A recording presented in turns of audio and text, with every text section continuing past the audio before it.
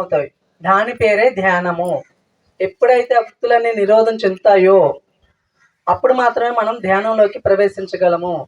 మరి అటువంటి యోగానికి కొన్ని సూత్రాలు పెట్టాడు మన పతంజలి మహర్షి. వాటిని విపులంగా వివరించారు మన బ్రహ్మర్షి పితామహ పత్రి మహారాజు. మరి వాటిని మరింత విపులంగా మనకి వివరించడానికి ఈరోజు మనకి మేడం గారు ఇచ్చేసారండి. మేడం గారికి ఒకసారి గట్టిగా ధన్యవాదాలు తెలియజేస్తాము. సోర్ణ మేడం గారు విలాయ్ నుంచి ఇచ్చేసారు. Thank you, thank you, thank you.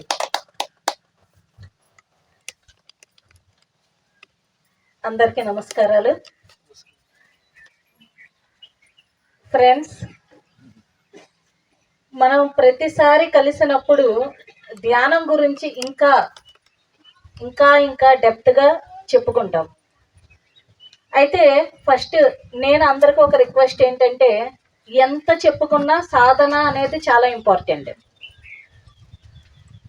మనకి వారానికి ఒకసారి ఇక్కడికి వచ్చే అవకాశం వచ్చింది. టైంకి వద్దాం.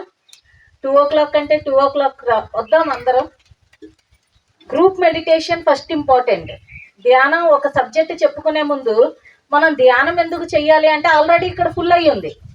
దీన్ని ఖాళీ చేసుకుని కొత్త జ్ఞానాన్ని తీసుకుని తెలిసిందే కొత్త కోణంలో అర్థం చేసుకుంటే, ఇప్పుడు ఒక్కొక్క అటు ఇటు వెళ్తే ఒక్కొక్క దెబ్బ కొడుతూ వెళ్ళాం. ఒక కర్ర పాతుంది, అటు వెళ్తే ఒక దెబ్బ, ఇటు వెళ్తే ఒక దెబ్బ కొడుతున్న కొద్దీ అది లోపలికి చొచ్చుకుపోతుంది కదా. అలాగే ధ్యానం కూడా ఆడుతూ పాడుతూ చేస్తూ మన జీవితంలో దాన్ని లోపలికి సూక్ష్మాతి సూక్ష్మంలోకి తీసుకెళ్ళాలంటే సాధన కావాలి. సాధన కావాలంటే చక్కగా అద్భుతమైన సాధన ఎక్కడికి మీకు ఆ ఎనర్జీస్ ఎక్కడ వస్తాయి అంటే గ్రూప్ మెడిటేషన్లో వస్తాయి. గ్రూప్ మెడిటేషన్, పిరమిడ్ ఎనర్జీ, సత్సంగము. ఒక సీనియర్ మాస్టర్ వచ్చారా అంటే ఆ సీనియర్ మాస్టర్లో ఒక దేవతలు ఎవరో వచ్చి మీకు కావాల్సింది ఏదో చెప్పి వెళ్తారు. వాళ్ళది ఏమీ ఉండదు. అక్కడ ఎవరికి ఎప్పుడు ఏం కావాలో అక్కడ చెప్పించబడుతుంది. అంటే ఇన్ని అవకాశాలు వచ్చిన ఈ ఆదివారం కరెక్ట్గా 2ంటికి వచ్చేసి అందరూ ధ్యానంలో కూర్చుంటే చాలా బాగుంటుంది. ఓకేనా? వినటం అనేది మనం ఎప్పుడు ఎన్నో ఏళ్ల నుంచి చేస్తున్నాం. ఎంత విన్నా మళ్ళీ చివరికి వచ్చేది సాధన. ఓకే, కాబట్టి మనం విన్న జ్ఞానాన్ని అర్థం చేసుకుంటా కూడా మనకు సాధన కావాలి.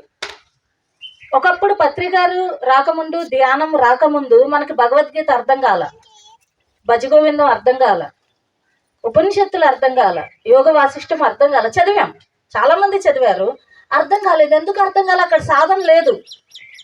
మరి ఇప్పుడు ధ్యాన సాధన అనేది మనకు వచ్చిన తర్వాత ఈ సూక్ష్మాతి సూక్ష్మమైన జ్ఞానాలు మనకు అర్థమవుతున్నాయి. దీన్ని బట్టి అర్థం చేసుకోండి, మనం సాధన పెంచాలి, ఇంకా లోతులు అర్థం చేసుకోవాలి, ఇంకా ఉన్నతమైన జ్ఞానాన్ని పొందాలి అంటే సాధన లెవెల్స్ పెంచాలి. గ్రూప్ మెడిటేషన్ మిస్ అవ్వద్దు, పూర్ణిమ ధ్యానాలు మిస్ అవ్వద్దు. పూర్ణిమ ధ్యానం వెళ్ళిపోయి చక్కగా బొట్లవారు పెద్ద పిరమిడ్ ఉంది, అక్కడ కూర్చుని ధ్యానం చేయండి రాత్రి తెల్లవారులు. ఎందుకంటే మై డియర్ ఫ్రెండ్స్, బిలాయిలో, ఛత్తీస్గఢ్లో బిలాయ్ పత్రి గారు నాకు అప్పచెప్పారు. 2021 పత్రి గారు ఇక్కడికి రావటం జరిగింది. బొట్లవారి పాలెం సార్ గారు ఆయన పోయిన తర్వాత ఒకసారి వాళ్ళని పలకరిద్దామని సార్ వచ్చారు. అప్పుడు సార్కి నేను అన్నా, సార్ నేను ఆంధ్ర వచ్చేస్తానండి, అక్కడ ధ్యానాలు బాగున్నాయి, ఇంకా నేను అక్కడ మేము ఎందుకు అక్కడ ఉండటం, మేము ఇటు వచ్చేస్తామండి అన్న. అంటే సార్ అసలు నీకు ఆంధ్రాలో పని లేదు, నువ్వు ఛత్తీస్గఢ్లో ఉండాలి, నార్త్ ఇండియా చూసుకోవాలి, అదే నీ పని అని చెప్పారు. అన్నట్టుగానే ఆయన మాట ఏ రకంగా చెప్పారు కానీ అక్కడి నుంచి మాకు కదలటానికి అవకాశమే రావట్లే. మేము ప్రయత్నిస్తున్నాం, ఆగిపోతున్నాయి, అన్నీ అక్కడే ఉండిపోతున్నాం. అక్కడ ఎంతో అద్భుతంగా ధ్యానం డెవలప్ అయ్యింది. అక్కడ బిలాయిలో నేను ఒక్కదాన్ని మొదలెట్టింది. మీకు ఎందుకు అనేది చెప్తున్నా, నాకు బందరు నా పుట్టినిల్లు. ఓకే, నేను నేర్చుకున్నది ఇక్కడే, ధ్యానం మొదలెట్టింది ఇక్కడ. మరి ఇక్కడి నుంచి వెళ్ళిన బిలాయిలో బోళ్ళంత వర్క్ జరుగుతుంది. ఒక్కళ్ళగా వెళ్ళి ఇప్పుడు 1000 మంది తయారయ్యారు. దగ్గర దగ్గర ఒక 10 పిరమిడ్లు వచ్చాయి, ఒక 6-7 సెంటర్స్ వచ్చాయి. ఓకే, అయితే ఏంటి జరుగుతుంది అంటే కంపల్సరీ ప్రతి సండే గ్రూప్ మెడిటేషన్, మంత్లీ ఒకసారి సీనియర్ మాస్టర్స్ క్లాసు. ఇది కాకుండా రాత్రి తెల్లవారులు పూర్ణిమ ధ్యానానికి కూర్చుంటాం. పిరమిడ్కి వెళ్ళిపోయి దగ్గర ఫస్ట్ నేను ఒక్కదాన్నే కూర్చునేదాన్ని, మిగతా వాళ్ళందరూ నిద్రపోయేవాళ్ళు. వచ్చేవాళ్ళు పాపం, వచ్చి నిద్రపోయేవాళ్ళు. నేను కూర్చునే ఉండేదాన్ని ధ్యానంలో. మెల్లగా ఒకరిని చూసి ఒకరికి ఈ అంటుతుంది, మంచి అయినా చెడైనా ఒకరిని చూసి ఒకరికి ఇవి అంటుతాయి అన్నమాట, సాంగత్యం. అలాగే అదే సువర్ణ మేడం ఇంతసేపు కూర్చుంటే మేమెందుకు కూర్చోకూడదు అని ఇప్పుడు కనీసం 20 మంది రాత్రి తెల్లవారులు కూర్చుంటున్నారు. పెరుగుతుందా లేదా? మరి అక్కడ మేము ఆశ్రమం లేదు, పిరమిడ్ ఇండివిజువల్ది కావాలని తప్పించిపోతున్నాం. ఇళ్ళ పైన ఉంది, ఎంతైనా కాస్త మొహమాటంగా ఉంటుంది ఇంట్లో నుంచి వాళ్ళని అడిగి పర్మిషన్ తీసుకెళ్ళటానికి. ఇక్కడ మీకు అన్ని ఫెసిలిటీస్ ఉన్నాయి. మరి మీరు ఎంత బాగా ఉపయోగించుకోవాలి ఈ అవకాశాన్ని. అర్థమైందా? నా క్లాసుల్లో ఎక్కువ ఇవే చెప్తా. మీరు లోతుకి ఎంత వెళ్ళాలి, ఎంత సాధన చేయాలి, ఉన్న ఫెసిలిటీస్ ఎంత బాగా ఉపయోగించుకోవాలి, సబ్జెక్ట్ ఎంతన్నా చెప్పచ్చు.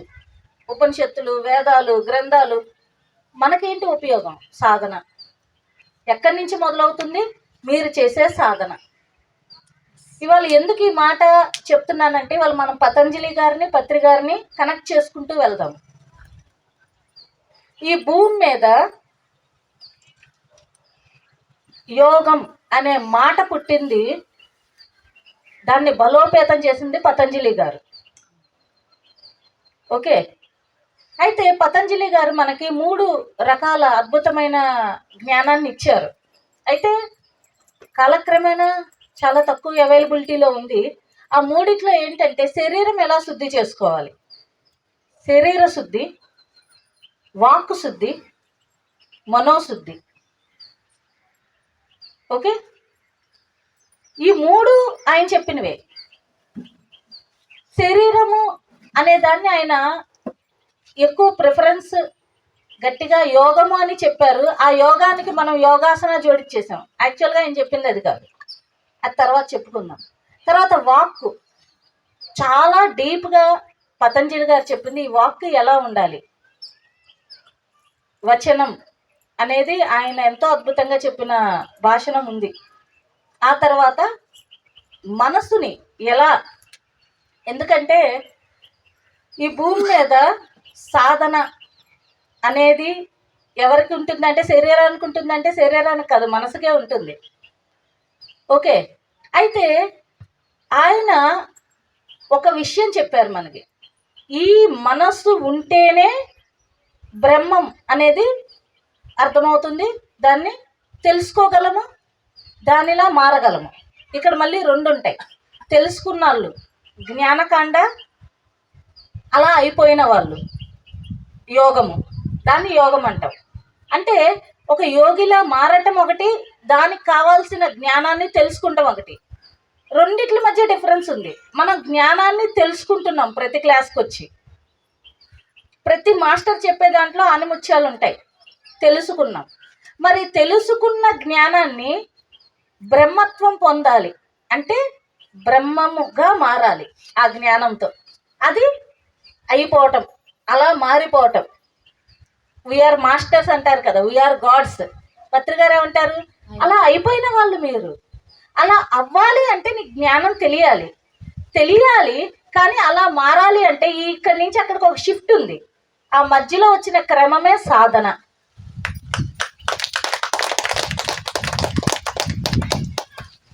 సాధన మళ్ళీ అదే మాట. మనం ఎంత సాధన చేస్తే సాధన అంటే ఒక్క ధ్యానమే సాధన చేయాలా?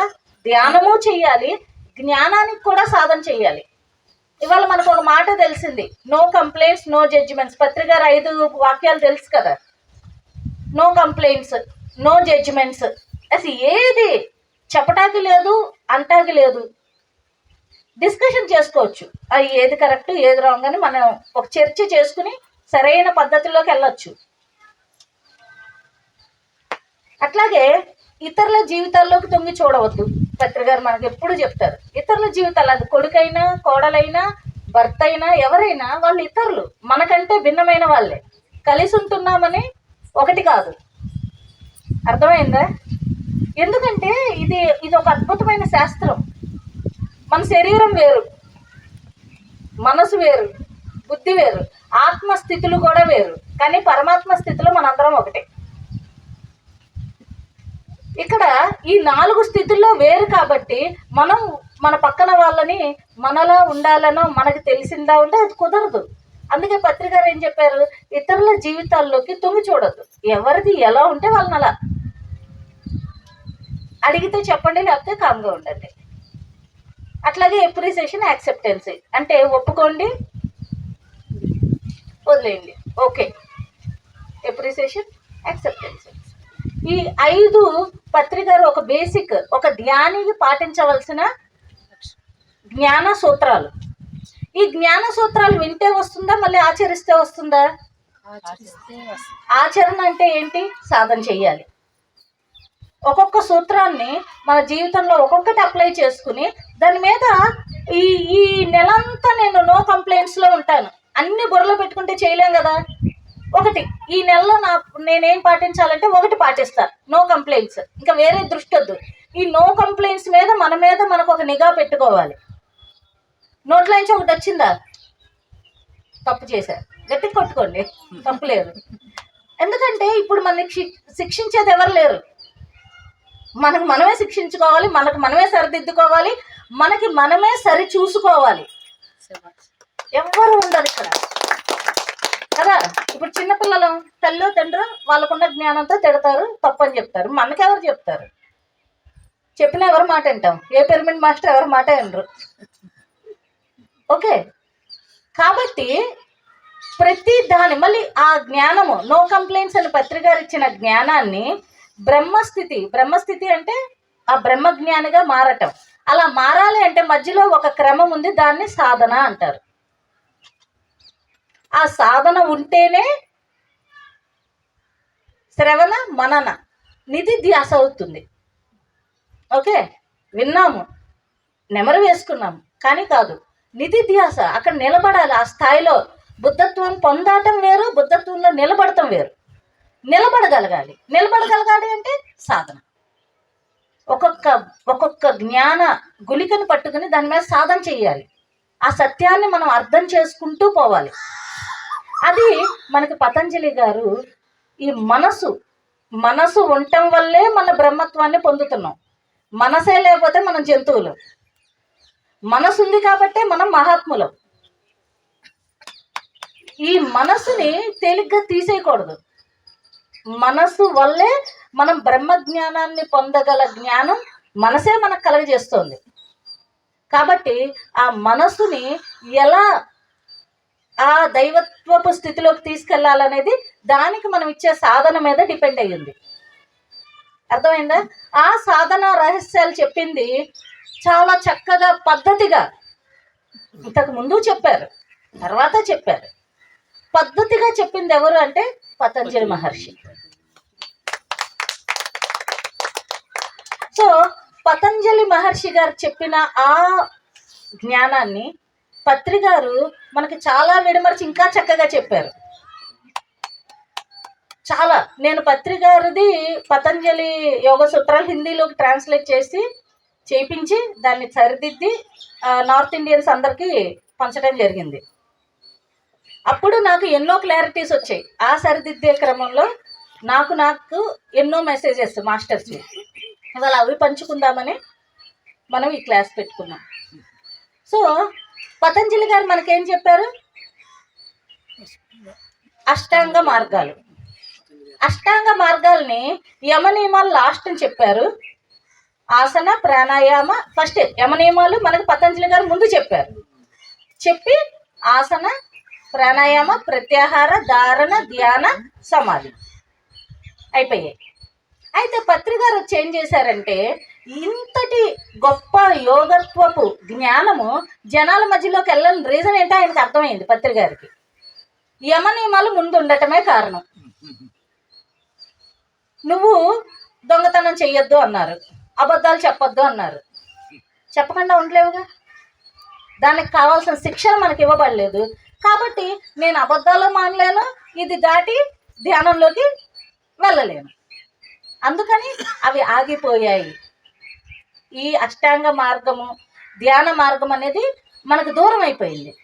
కాబట్టి పత్రికారు ఏం చేశారు, యమ నియమాలు అనే 2 తీసి చివర్లో పెట్టారు. వద్దు, యమ నియమాల తర్వాత ఒకటి నియమం, అంటే నువ్వు ఎలా ఉండాలి అని, యమం నువ్వు ఎలా ఉండకూడదని. సింపుల్గా చెప్పాలంటే ఎలా ఉండకూడదనేది యమము, ఎలా ఉండాలి అనేది నియమం, ప్రిన్సిపల్స్. ఇలా ఉండాలి, ఇలా ఉండకూడదు. ఇలా ఉండాలి ఉండకూడదని ఎలా తెలుస్తుంది? నిన్ను నువ్వు శుభ్రం చేసుకుంటూ ఉంటే, సరి చేసుకుంటూ ఉంటే, నిన్ను నువ్వు చూసుకుంటూ ఉంటే, ఓహో నేను ఇలా ఉండకూడదన్నమాట, నేను ఇలా ఉండాలన్నమాట అనేది అర్థమవుతుంది. కాబట్టి ఈయన అద్భుతంగా ఏం చేశారంటే యమ నియమాలు తీసుకెళ్ళి చివరిలో పెట్టి, నువ్వు సాధన మొదలెడుతూ నువ్వు చేస్తుంటే యమ నియమాలు నీ జీవితంలో వచ్చేస్తాయి. నీకు తెలియకుండానే, మనకు తెలియకుండానే మన జీవితంలోకి యమ నియమాలు ప్రవేశించేస్తాయి. మనం ధ్యానం చేస్తూ ఉంటాము, కొందరికి చెప్తాం శాకాహారంగా మారు, హింస వద్దు అంటాం, వినరు. కానీ కొన్ని రోజులు ధ్యానం చేస్తూ ఒక రోజు వచ్చి నాకు తినబుద్ధి వేయట్లేదని నేను మానేశానంటారు. ఎలా అంటే వాళ్ళలోకి యమ నియమాలు ఎంటర్ అయిపోయాయి. అవునా? కాబట్టి పత్రికారు ఏం చేశారు, ఇది వద్దు ఇది చెయ్యి అనే కంటే అసలు వీళ్ళని సరైన మార్గంలోకి దించితే వాళ్ళంతటి వాళ్ళు సరవుతారు అని ఇంటెలిజెంట్గా ఏం చేశారంటే యమ నియమాలని చివరిలో పెట్టారు. ఓకే, ఇప్పుడు ఆసనం నుంచి వెళ్దాం. అసలు ధ్యానం ఏంటి, ఎక్కడ మొదలవుతుంది ధ్యానం? మనము కూర్చున్న వెంటనే ధ్యానం చేస్తున్నాం అనుకుంటాం, కానీ పతంజలి గారు చెప్పిన దాన్ని బట్టి ధ్యానము 5వది. అవునా? మొదలు ఆసన సిద్ధి అంటున్నాం. ఆసన, ప్రాణాయామ, ప్రత్యాహార, ధారణ, ధ్యానం ఎక్కడొచ్చింది? 5వది ధ్యానం. అంటే ఇక్కడ మొదలయ్యేదానికి ఇది ప్రిపరేషన్. అంతా ఒకటే కానీ ఇది మొదలవ్వాలంటే ఇక్కడ మొదలవ్వాలి. ఈ ఆసనం అనేది దేంతో ఉంది? చిన్న ఫింగర్ ఏంటి? శరీరం. అంటే శరీరం సహకరిస్తేనే ధ్యానం కుదురుతుంది. ఫస్ట్ ఒక మాట అర్థం చేసుకోండి. ఒంట్లో బాగోలేదు, జ్వరంగా ఉంది, విపరీతమైన ఒళ్ళు నొప్పులు, ధ్యానం చేయగలరా? చేయలేరుగా. ఈ కారు, ఈ వెహికల్, ఈ దేవాలయం బాగుంటే మందిరం కట్టచ్చు, ఈ శరీరం బాగుంటే ధ్యానం చేయొచ్చు. ఈ శరీరము అందుకే ఇంపార్టెంట్. ఓకే, మరి ఈ శరీరంతో ఏం చేయమన్నారు అంటే ఆసన. మనము ఆసనానికి ఏం కలిపాం? యోగాసన అన్నాం. యాక్చువల్గా యోగం అనే పదానికి అర్థం తెలుసుకోవాలి ఫస్ట్. యోగము అంటే కలిసి, దానితో కలిపి ఉండటం. ఓకే, యోగివిక అంటే నీతో నువ్వు కలిసి ఉన్నప్పుడు నువ్వు యోగివి. యోగివిక అర్జున అంటే ఫస్ట్ నీతో నువ్వు కలిసి ఉండు. యోగము అంటే ఆ కలిసి ఉన్నప్పుడు నువ్వు ఏకత్వం పొందేటప్పుడు అది యోగం అవుతుంది. ఈ శరీరంతో కలిసి ఉండటం యోగ ఆసన. ఆసన చెప్పారు ఆయన, దానికి మనం యోగం అనే మాట జోడించాం. అంటే ఇక్కడ ఏం అర్థం చేసుకోవాలి? శరీరముతో కలిసి ఉండటం నేర్చుకోవాలి. అయితే యోగ ఆసనాలు అంటే మనం పత్రిక చాలా క్లియర్గా చెప్పారు. దీనికి ఒక 108, ఒక 1000 ఆసనాలు కూడా ఉన్నాయి. ఇప్పుడు ఎన్నో రకాల ఆసనాలు వచ్చేసాయి, అక్కర్లేదు.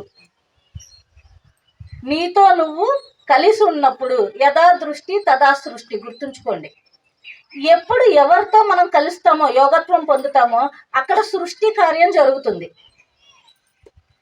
ఈ శరీరానికి మనం చాలా ఏళ్ళు ఏం చేసామంటే జ్ఞానము ఎప్పుడు కూడా 2 విభాగాలు ఉన్నాయి. ఒకటి జ్ఞానము, ఒకటి క్రియ. మనిషి ఎప్పుడు క్రియాగా వెళ్ళిపోతాడు. ఎందుకు? శరీరం కనిపిస్తుంది కాబట్టి, పని కనిపిస్తుంది కాబట్టి. మిగతా కనిపించవు. మన 7 శరీరాల్లో, 7 కోశాల్లో అన్నమయ కోశము, ప్రాణమయ కోశము, మనోమయ కోశము, విజ్ఞానమయ కోశము, ఆనందమయ కోశము, విశ్వమయ కోశము, నిర్వాణమయ కోశము. ఈ 5 కోశాలు అందరికీ వేరు వేరు. గుర్తుంచుకోండి, ఈ కాన్సెప్ట్ నుంచి మీకు ఎంతో సబ్జెక్ట్ ఉంది. అన్నమయ కోశం అంటే అన్నమయ శరీరం అందరికీ వేరు వేరేగా, వేరేనా? అన్నమయ కోశము ఎవరిది వాళ్ళదే. ప్రాణము ఎథరిక్ బాడీ అంటాం దీన్ని, ప్రాణమయ కోశము. ఎవరి ప్రాణం వాళ్ళదే, ఎవరి ప్రాణం శ్వాస వాళ్ళదే, ఎవరి ప్రాణం వాళ్ళది. ఇది ఎవరిది కలవదు. మనస్సు మనోమయ కోశము, దీన్ని యాస్ట్రల్ బాడీ అంటారు ఇంగ్లీష్లో. ఇది ఎథరిక్ బాడీ, ఇది ఫిజికల్ బాడీ. ఈ మనోమయ కోశం కలుస్తుందా ఎవరిదైనా? మనస్సు ఒకళ్ళ మనస్సు ఇంకోళ్ళ మనస్సుతో అసలు కలవగలదా? కలవలేదు. నెక్స్ట్ విజ్ఞానమయ కోశము, ఎవడి జ్ఞానము వాళ్ళదే. అవునా? ఇప్పుడు మనం ఇదే సబ్జెక్టు ఇప్పుడు ఒక మాట చెప్పుకున్నాం, అందరిని అడిగితే పలు విధాలు అర్థమవుతుంది. అది అందరికీ ఒకే రకంగా అర్థం కాదు. ఇప్పుడు నేను అది అబ్జర్వ్ చేశాను. పత్రికారి వీడియో మా ఇంట్లో మా నలుగురం వింటాం. విన్న తర్వాత డిస్కషన్ వాళ్ళు ఒకటి చెప్తారు, వీళ్ళు ఒకటి చెప్తారు, నేను ఒకటి చెప్తాను. అదే మాటలు. అంటే ఇక్కడ ఎవరి జ్ఞానం బట్టి వాళ్ళు ఆ ముక్కని లోపలికి అర్థం చేసుకుంటారు. అర్థమైందా? కాబట్టి ఎవరి జ్ఞానం వాళ్ళదే. విజ్ఞానమయ కోశం కూడా వేరే. నెక్స్ట్ ఆనందమయ కోశం. ఆనందమయ కోశం ఏంటంటే ఆత్మ. ఆత్మ ఆనందమయ కోశంలో ఉంటుంది. అందుకే ఆత్మ యొక్క గుణం ఆనందం, ఆనందంగా ఉంటుంది కాబట్టి ఆనందమయ కోశం. ఆత్మ కూడా వేరే. ఎవరి ఆత్మ వాళ్ళ స్థితులు, వాళ్ళ జన్మలు, వాళ్ళ జన్మల్లోని వచ్చిన జ్ఞానాలు బట్టి, నేను ఒక 1000 జన్మలు తీసుకోవచ్చు, 2000 జన్మలు తీసుకోవచ్చు, 100 జన్మలు తీసుకోవచ్చు. ఆ 100 జన్మలు తీసుకున్న దాన్ని బట్టి వాళ్ళ ఆత్మ జ్ఞానము పెంపొందించబడుతుంది. జన్మలు, కర్మలు, మళ్ళీ జన్మలు, ఇవన్నీ ఎవడి ఆత్మ వాడిది. మరి అందరూ ఒకటి ఎక్కడున్నారు అంటే 6వ శరీరంలో ఉంటాం. మనందరం ఒకటే. అది విశ్వమయ కోశము. అర్థమైందా? మనందరం ఒకటే అంటున్నాం కదా, మనందరం ఒకటే, మనందరం ఒకటే అని ఎక్కడ ఏ శరీరం దగ్గర మాట్లాడుతున్నాం? విశ్వమయ కోశం 6వ శరీరం దగ్గర మనందరం ఒకటే. తర్వాత నిర్వాణమయ కోశము అంటే ఏకత్వం, ఇంకా ఏమీ లేదు, వేరనేది లేదు. ఇక్కడ ఒకటే, ఆ పైన అసలు ఇంకేం లేదు, జీరో. దాన్ని శూన్యము అంటాము, శూన్య శరీరము అంటారు. బుద్ధుడు నువ్వేంటి అంటే నేనేమీ లేదు, నేను శూన్యం, మహాశూన్యం అని చెప్పాడు. బుద్ధుడు 7వ శరీరం గురించి మాట్లాడాడు. మన ధర్మాలు 6వ శరీరం గురించి చెప్పాయి, ఏకత్వం గురించి చెప్పాయి. మన ధర్మాలు 6 చెప్తే బుద్ధుడు ఒక మెట్టు పైకి వెళ్ళి 7వ శరీరం గురించి చెప్పాడు. ఉన్నదంతా శూన్యమే. శూన్యం అంటే ఏంటి? ఇన్ఫినిట్. శూన్యానికి ఇంకో పేరేంటి? ఇన్ఫినిట్. అది శూన్యాన్ని మీరు ఎంతవరకు అంచనా వేయగలరు? అందుకనే దాన్ని అనంతం అన్నారు. అదే అనంత శరీరము. ఆ కాస్త కిందకు వస్తే ఏక శరీరము. ఇంకా కాస్త కిందకు వస్తే ఆత్మలు, ఎవరి ఆత్మ వాళ్ళది. ఇంకా కాస్త కిందకు వస్తే ఎవరి జ్ఞానం వాడిది. ఇంకా కాస్త కిందకు వస్తే ఎవరి మనసు వాళ్ళది, ఎవరి ప్రాణం వాళ్ళది, ఎవరి శరీరం వాళ్ళది. కాబట్టి ఈ పై 2 6, 7 మీద మనం పనిచేయాల్సిన పని లేదు. అది అందరికీ ఒకటేగా. నువ్వు నేను ఒకటే. అక్కడ తత్వమసి, ఆ తత్వమసి స్థితిలో మనందరం ఒకటే, 6వ స్థితిలో. కాబట్టి అక్కడ మనకు ఆ పని లేదు. మనం ఎక్కడ పని చేయాలంటే ఈ 5 స్థితుల దగ్గర పని చేయాలి. ఆసన, ప్రాణాయామ, ప్రత్యాహార, ధారణ, ధ్యాన, సమాధి విశ్వమయ శరీరంలోకి వెళ్ళిపోతుంది. అర్థమైందా? సో మరి ఆసన అనే దగ్గర ఆగిపోదామా, ధ్యానం వరకు వద్దామా అంటే పత్రికారు అందుకే ఏం చేశారు, మనతో బోలని యోగాసనాలు వేసేసి పెద్ద పెద్ద సెంటర్స్ పెట్టేయచ్చు. ఆయన ఇటు నుంచి వెళ్ళాలనుకోవాలా, ఇటు నుంచి రావాలనుకున్నారు. ఫస్ట్ ఇది తీసుకున్నారు. అర్థమైందా? ఆత్మని వెలిగిస్తే ఈ శరీరం వెలుగు పొందుతుంది అనే రహస్యం ఆయన బయట పెట్టారు. అంతకు ముందు వరకు మనం ఏం చేసాం? దీంతో పనిచేసాం, ఈ శరీరంతోనే పనిచేసాం. శరీరంతోనే పూజలు, శరీరంతోనే యజ్ఞాలు, యాగాలు, హోమాలు, ప్రదక్షిణాలు, మొక్కులు, మొక్కుబడులు ఎన్నో చేసాం శరీరంతో. కనిపిస్తుంది కాబట్టి. కనిపించని 7 శరీరాల గురించి మనకు తెలియదు. మనదే తప్పు కాదు. ఎందుకు తప్పు కాదంటే మనకి ఇదే కనిపిస్తుంది. దీన్ని దాటి మనం చూడాల, కనిపించట్లా. కాబట్టి పత్రికారు ఏం చెప్పారు? నో ఆసన, సుఖమయ సుఖాసనం చాలు. సుఖాసనం అది కూడా ఎందుకు అంత బాగా చెప్పారంటే, ఆసన సిద్ధి సుఖాసనంలో కూడా వస్తుంది. మనకి ఏ ఆసనం అన్నా కూర్చోండి, ఆసనం సిద్ధించాలి. సిద్ధి అంటే పొందటం. అంటే ఒక ఆసనంలో కూర్చుంటే 3-4 గంటలు ఒకరోజు మీరు అలా కూర్చోగలిగితే అది సిద్ధించినట్టు ఆసనం. ఓకే, అది పద్మాసనమా, వజ్రాసనమా, సుఖాసనమా ఎలా అనేది మీ ఇష్టం. పత్రికారు మనకి దాన్ని చాలా క్లియర్ చేసేసారు. ఏంటి మరి ఆసనం దగ్గర ఉన్నది ఏంటంటే, ఆసనం అంటే ఆసనాలు బంధాలు, మనలోని ఎనర్జీస్ని లోపల కట్టబడి ఉంచే సిస్టమ్స్ అవి. ఆ సిస్టమ్స్ నువ్వు 2 కాళ్ళు క్రాస్ చేసుకున్నా, వేలలో వేలు పెట్టుకున్నా జరుగుతుంది. కాబట్టి సుఖాసనం చాలు అన్నారు. అంతకంటే మీరు కాస్త చేస్తానంటే చెయ్యండి, చెయ్యొచ్చు, తప్పులేదు. లేదు మేడం నేను వజ్రాసనంలో కూడా కొంచెం సాధన చేస్తున్నా, తిన్న వెంటనే కూర్చోండి, మోకాళ్ళ మీద కూర్చోండి, ఒక అరగంట కూర్చొని చక్కగా అన్నం అరిగిపోతుంది. చేయొచ్చు, ప్రాక్టీస్ చేయొచ్చు. ఓకే, అలా మీ ఇష్టం అది. కానీ మినిమం ధ్యానానికి కావాల్సింది ఇంత చాలు అన్నది ఏంటంటే సుఖాసనం. ఓకే, సుఖాసనంలో ఆసన సిద్ధి వస్తామంటే ఎవరైతే ఒక పూర్ణిమ ట్రై చేయండి, ఒక పూర్ణిమ ధ్యానం 5 గంటలు కంటిన్యూ కూర్చోగలిగారు అంటే మీకు ఆసన సిద్ధి వచ్చేసినట్టే, ఆసనం సిద్ధింపినట్టే. అంటే కదలకుండా చక్కగా శాంతిగా ఒక 5 గంటలు కూర్చుని పోయారు, అయిపోయింది. నువ్వు అది సోఫాలో కూర్చున్నారా, చైర్లో కూర్చున్నారా, బెడ్ మీద కూర్చున్నారా అనవసరం. కాళ్ళు క్రాస్ ఉన్నాయా, శక్తి బయటికి వెళ్ళదు. వేలలో వేలు పెట్టుకున్నారా, శక్తి బయటికి వెళ్ళదు. శక్తిని లోపల నింపటం అనేది జరగాలి. అది ఎందుకు జరగాలంటే మనకి 7 శరీరాలకు ఉన్నాయి.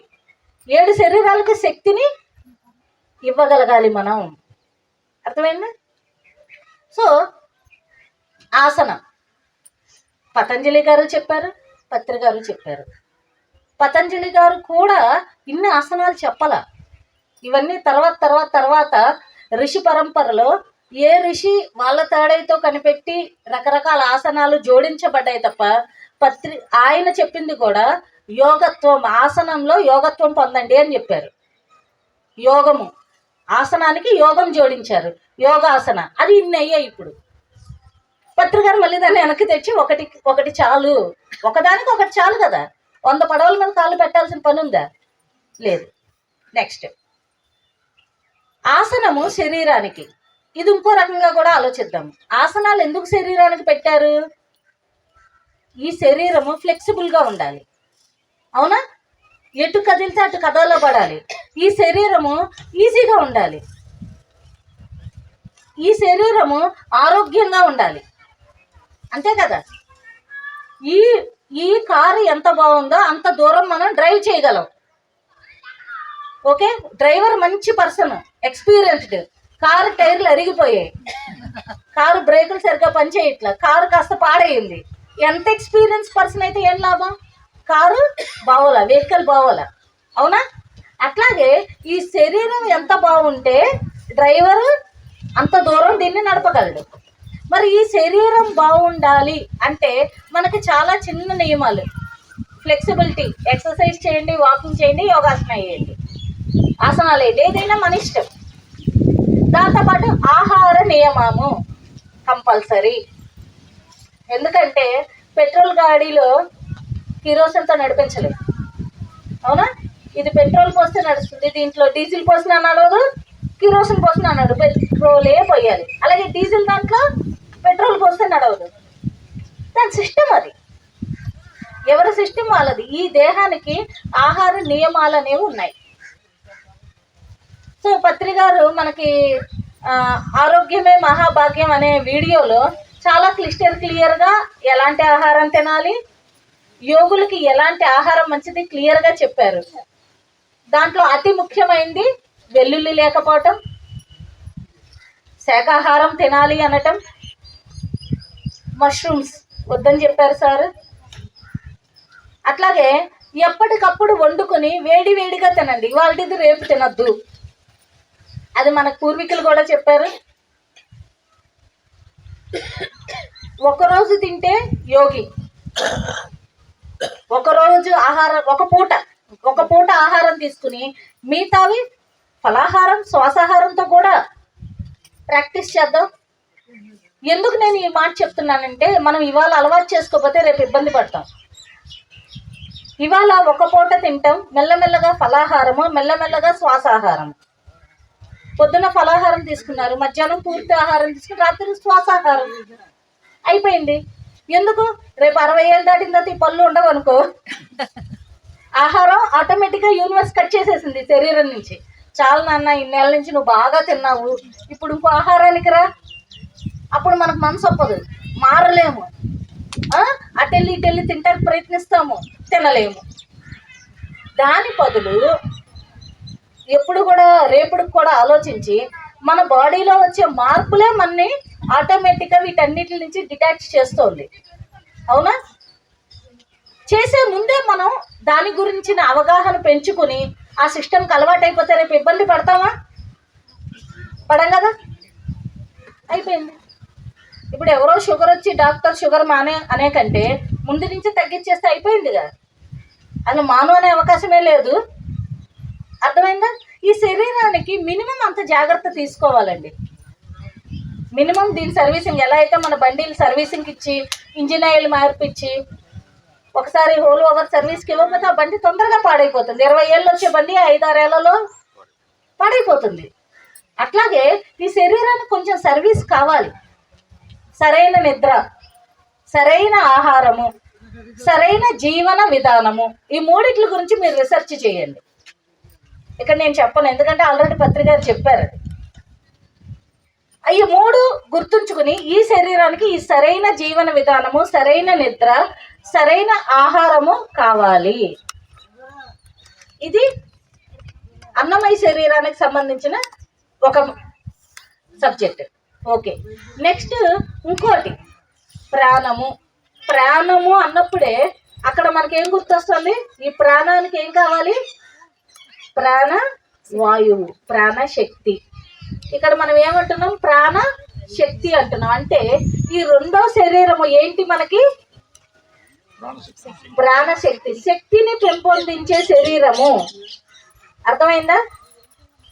ఈ రెండో శరీరము, ఫస్ట్ది అన్నమయ శరీరము, నెక్స్ట్ ప్రాణమయ శరీరము. ప్రాణమయ శరీరానికి ఏం కావాలి అంటే ప్రాణశక్తి కావాలి. Okay, clear? ఇక్కడ పతంజలి గారు ఈ రెండో శరీరానికి సంబంధించి ఏం చెప్పారు అంటే ఆసన ప్రాణాయామ.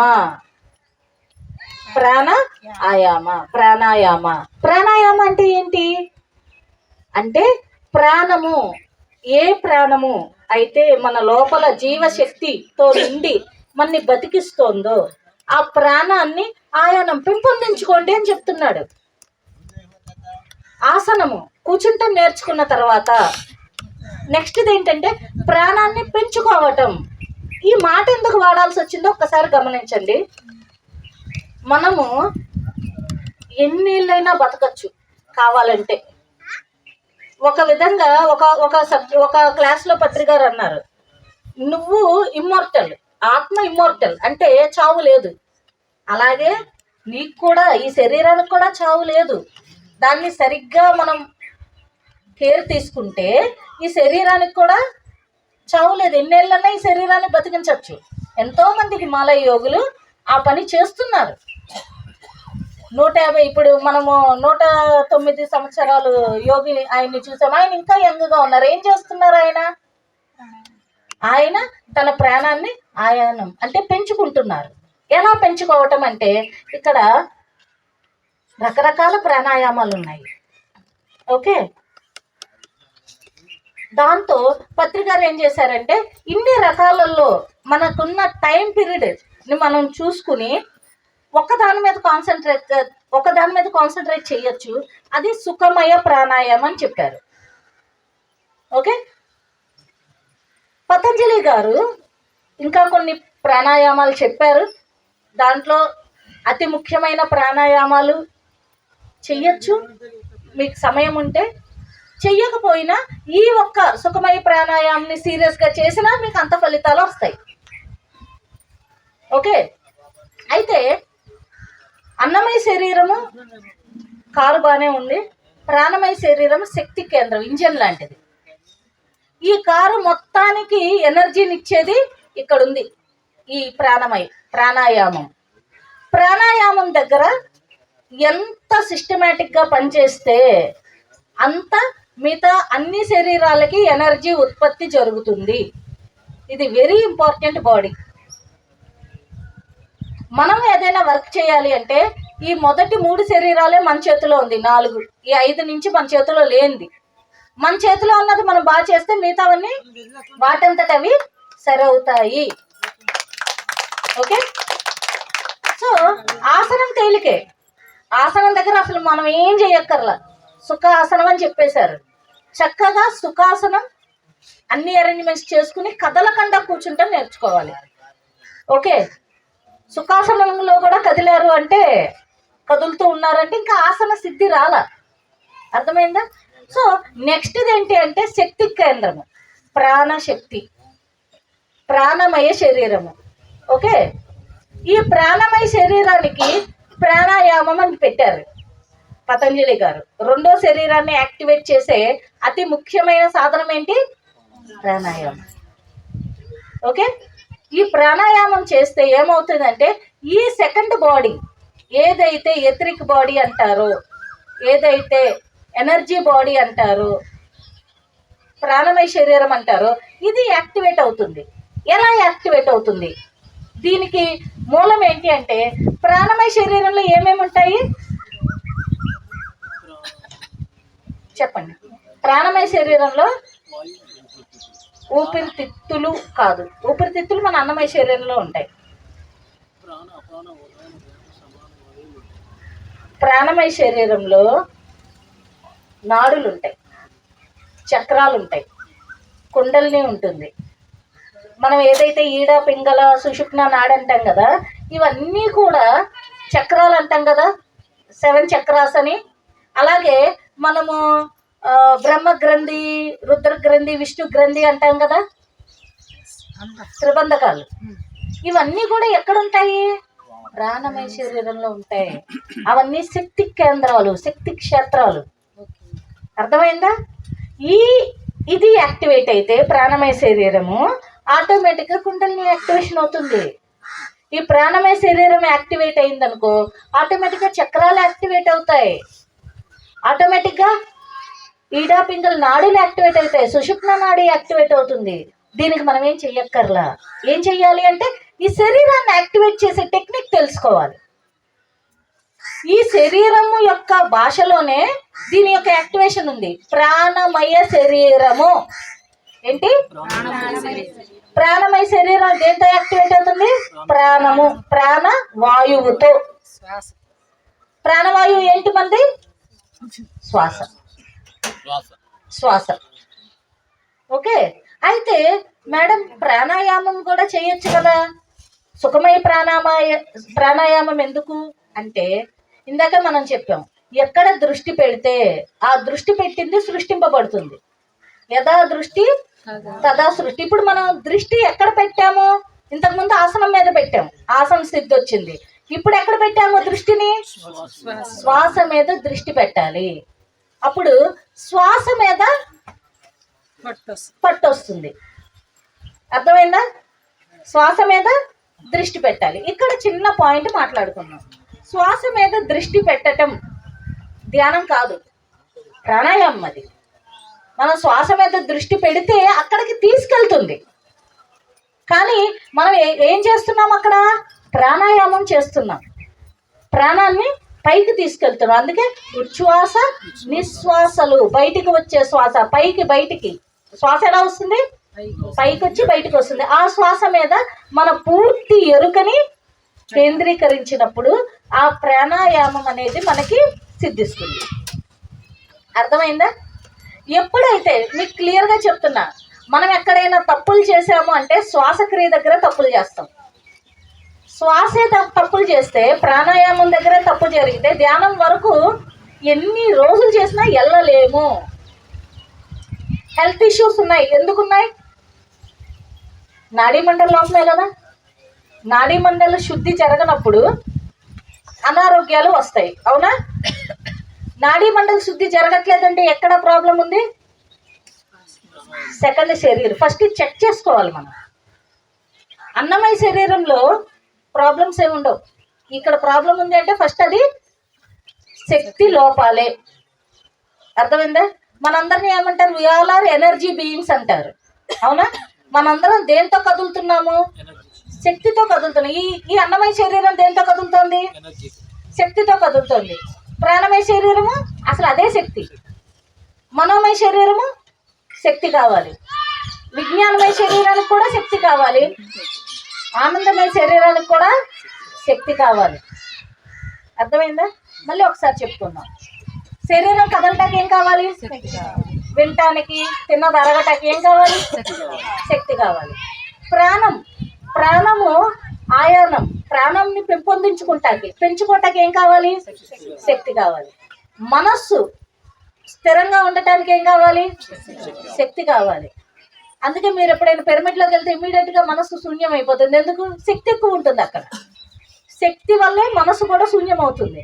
మరి జ్ఞానము, ఈ భగవద్గీత చదివాము, వశిష్ఠ గీత చదివాము, అష్టావక్ర గీత చదివాము, కొన్ని ఎన్ని మహాగ్రంథాలు చదివిన అర్థం కావాలంటే ఏం కావాలి? శక్తి కావాలి. మరి ఆత్మకి ఏం కావాలి? శక్తి కావాలి. సో ఈ 5 శరీరాలని పెంచగలిగే శక్తి కేంద్రం ఈ 2వ శరీరము, ప్రాణమయ శరీరము. అర్థమైందా? 5 శరీరాలు అద్భుతంగా పనిచేయాలంటే మనం ఏ శరీరము? ప్రాణమయ శరీరము. అందుకే ఇక్కడ శ్వాస మీద ధ్యాస అనేది చాలా ఇంపార్టెంట్ హోంవర్క్ మనకి. అర్థమైందా?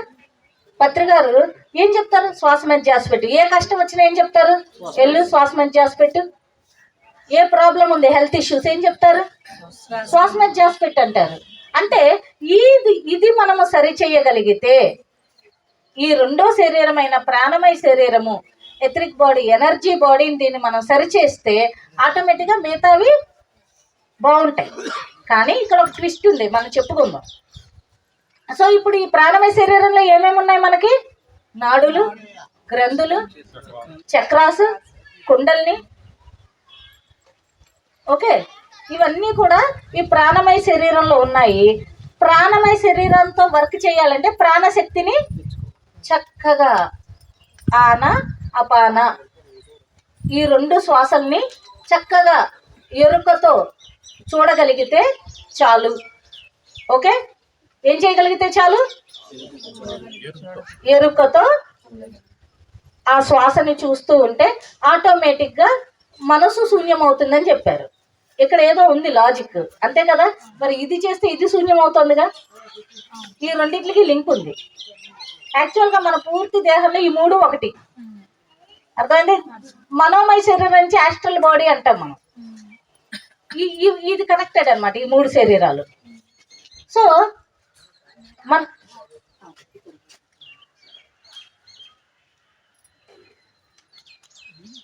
ఇక్కడ పెట్టేసి,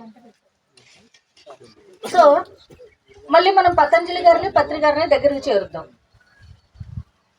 అన్నమయ శరీరము ఆసనం, ప్రాణమయ శరీరము ప్రాణాయామం చెప్పారు, ఆసన ప్రాణాయామం.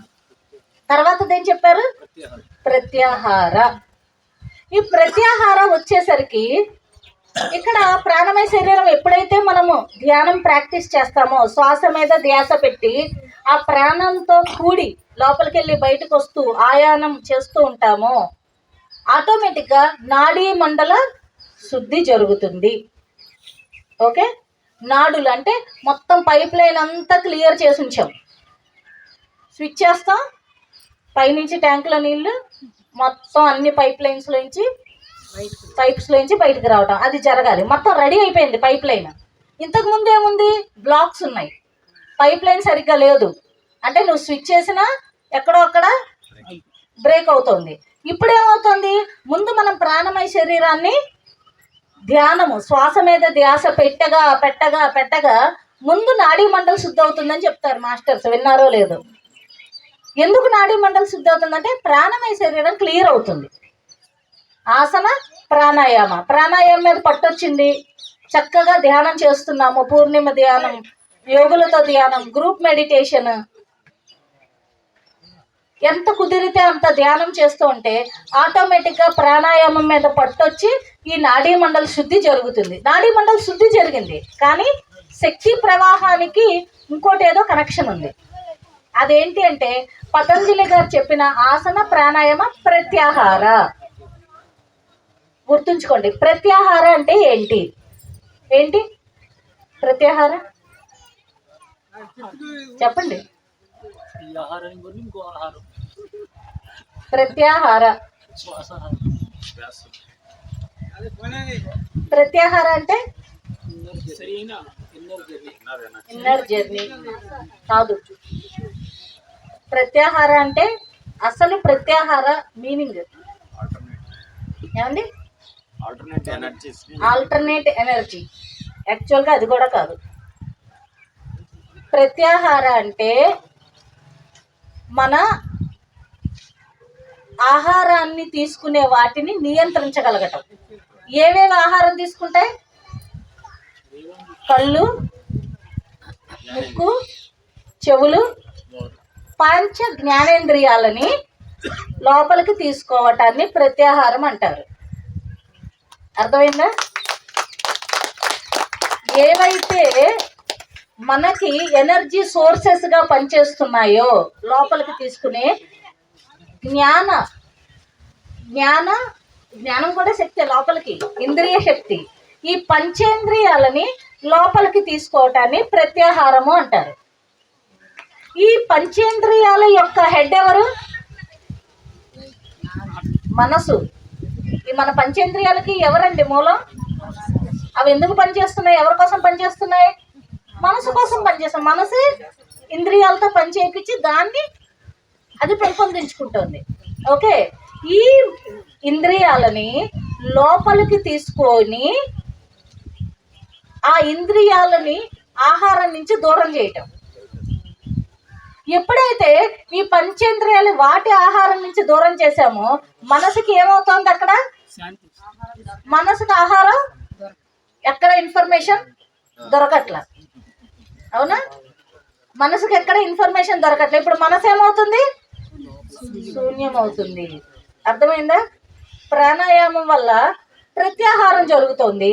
ప్రత్యాహారం జరిగినప్పుడు మనసు శూన్యం అవుతుంది. కాబట్టి ఇక్కడ ఏమవుతుంది? ఆటోమేటిక్గా విశ్వశక్తి యొక్క ఆవాహన జరుగుతోంది. అర్థమైందా? ఇది ప్రత్యాహారం. అందుకే పతంజలి గారు ఆసనం, ప్రాణాయామం, ప్రత్యాహారం ఇక్కడ మనం కాన్సెప్ట్ ఇక్కడ పని చేయాలి. ప్రత్యాహారం అంటే ఇందాక మనం చెప్పుకున్నాం కదా, నో కంప్లైంట్స్, ఇతర విషయాలు, జోకి, ఇవన్నీ ప్రత్యాహారంలోకే వస్తాయి. అంతే కదా? ఏవి చూడద్దు, నీకు అక్కర్లేనివి చూడొద్దు, అక్కర్లేనివి మాట్లాడొద్దు, అక్కర్లేనివి వినొద్దు, నీకు అక్కర్లేని ఆలోచనలు చెయ్యొద్దు. ఈ ఇన్ఫర్మేషన్ అంతా కట్ చేయి. ప్రత్యాహారం అయిపోయింది. అర్థమైందా? ఈ ప్రత్యాహారం, ఈ అక్కర్లేని ఇన్ఫర్మేషన్, నేను ఇందాకే చెప్పా, మీరు ఈ 4 మీద వర్క్ చేస్తేనే 5వది మీకు వచ్చేస్తుంది. 5వది ఏంటి మనకి? ధ్యానం. గుర్తుంచుకోండి, ఆసన, ప్రాణాయామ, ప్రత్యాహార, ధారణ, ధ్యానం. ఈ ధ్యానం సిద్ధించాలంటే 4 మీద మనం వర్క్ చేయాలి, కూర్చోగలగాలి. ప్రాణాయామం, శ్వాస మీద ధ్యాస పెట్టాలి. శ్వాస మీద ధ్యాస అంటే చాలా మంచి పర్ఫెక్ట్ వర్క్ చేయాలి దాని మీద. అది మళ్ళీ ఇప్పుడు చెప్తా మీకు. ఆ తర్వాత ప్రత్యాహారం నేను చెప్పనా? మీరు అది వినొద్దండి అని నేను చెప్పను, మీరే వినకుండా ఉండాలి. అర్థమైందా? అక్కర్లేని మాటలు, అక్కర్లేని గాసిప్స్ అంటే ఒకరి గురించి ఒకరు ఎందుకు? ప్రత్యాహారం. ఈ 5 జ్ఞానేంద్రియాలతో ఏ వర్క్ అయితే చేస్తారో వాటన్నిటిని వెనక్కి తీసుకోగలగటమే ప్రత్యాహారం. ఎప్పుడైతే ఇవన్నీ ఆపేశారో ఆటోమేటిక్గా ఆహారం దొరకల. ఇప్పుడు మనకి ఆటోమేటిక్ మన బాడీకి ఒక సిస్టమ్ ఉంటుంది. ఫాస్టింగ్ ఉంటాము, ఏమవుతుంది? దీని మీద పెద్ద రీసెర్చ్ జరిగింది. మనం ఏ ఆహారము పెట్టనప్పుడు మన బాడీలో అక్కర్లేని సెల్స్ ఏవైతే డేంజరస్ ఇవి ఉంటాయో వాటిని మన బాడీ తిని మన బాడీని ఆరోగ్యంగా ఉంచుతుంది. అవునా? అది రీసెర్చ్. అందుకే పత్రిక గారు మనకి వీక్లీ వన్స్ ఫాస్టింగ్, లేకపోతే మంత్లీ 5 days, లేకపోతే సంవత్సరానికి 1 month అన్నారు. ఆహారం నియంత్రించమన్నారు. అలా ఒకరోజు ఆహారం నియంత్రిస్తే అక్కర్లేని ఫుడ్ అంతా బాడీ తిని ఈ బాడీని శుద్ధంగా ఉంచేస్తుంది. అలాగే ఎప్పుడైతే ఈ ప్రత్యాహారం అనేది జరుగుతుందో మన శరీరంలో, ఈ ఇంద్రియ నిగ్రహణ అంటే వెనక్కి తీసుకోవటం జరుగుతుందో ఆహారం ఆగిపోయింది. అవునా? లోపలికి వచ్చే ఇన్ఫర్మేషన్ ఆగిపోయినప్పుడు మనసుకి ఇంకా ఇన్ఫర్మేషన్ లేనప్పుడు మనసు ఏమవుతుంది? శూన్యం అవుతుంది.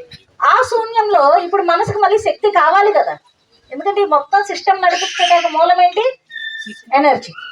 ఈ శక్తి కోసము అది విశ్వశక్తి బ్రహ్మరంధ్రం, ఈ రంధ్రాన్ని ఓపెన్ చేసుకుని ఆ శక్తిని లోపలికి తీసుకోవటం అనేది జరుగుతుంది.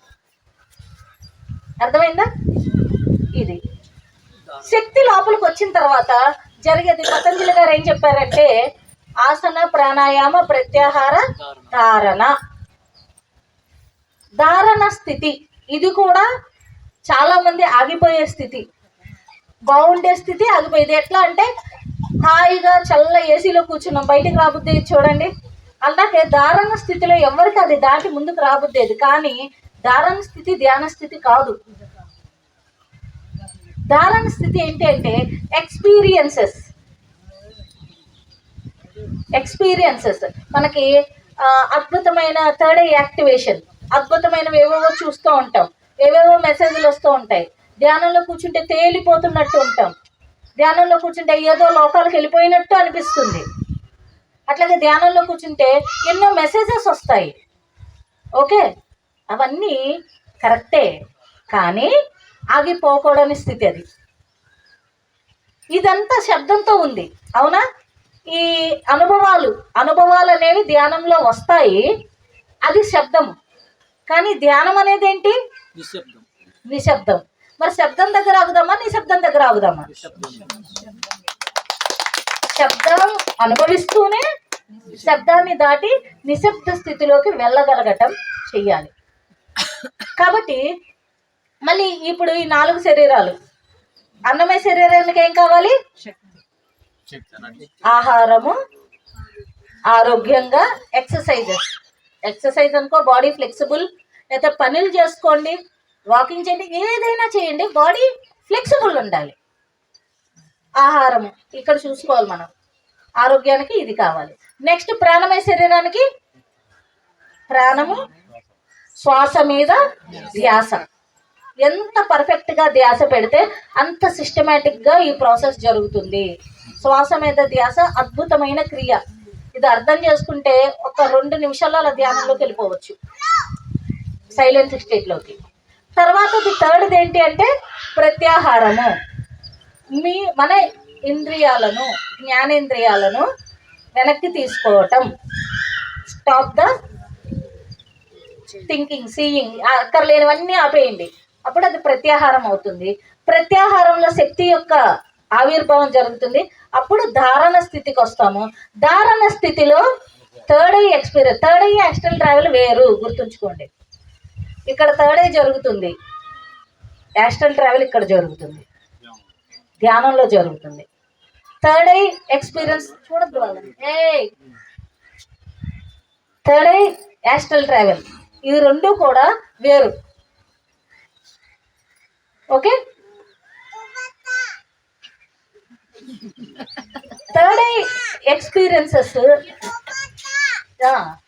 తినమ్మా.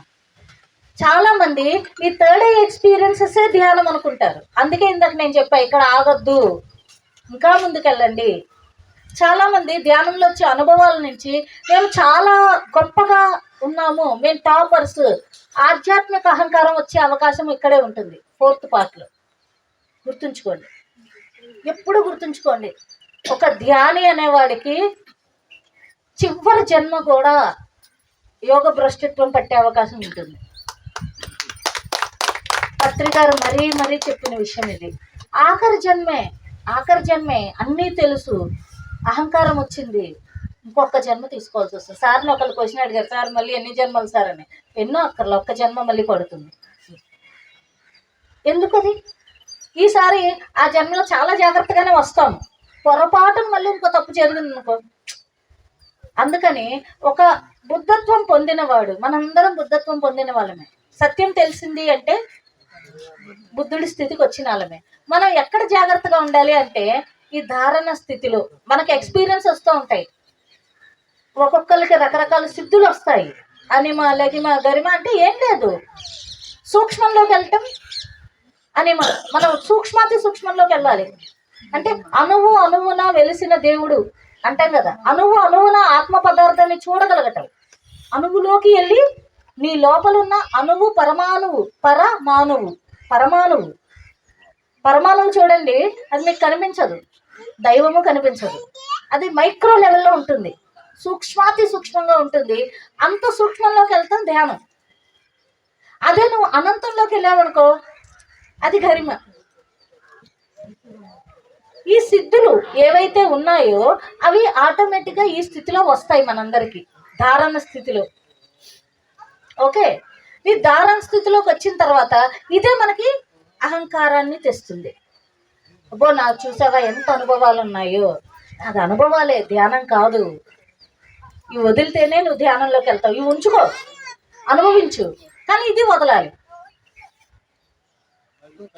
ఇది వదలాలి. అందుకే మీరు ఎప్పుడైనా అబ్జర్వ్ చేయండి, పత్రికారు మన అనుభవాలు చెప్తుంటే చక్కగా వింటారు. ఇక ఎక్కువ చెప్తుంటే నెత్తి మీద ఒకటేస్తారు, ఇక అక్కడే ఆగిపోయావని అర్థం.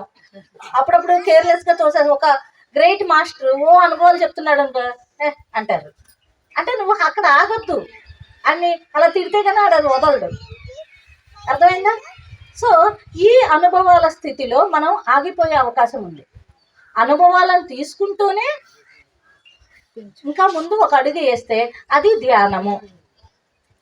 ఓకే, సో చూడండి, అన్నమయ శరీరము ఆసనము, ప్రాణమయ శరీరము ప్రాణాయామము, మనోమయ శరీరము శ్వాస మీద ధ్యాస పెట్టుకుంటే, ఇంద్రియ నిగ్రహణ జరిగితే, ప్రత్యాహారం జరిగితే మనోమయ శరీరము శూన్యమవుతుంది.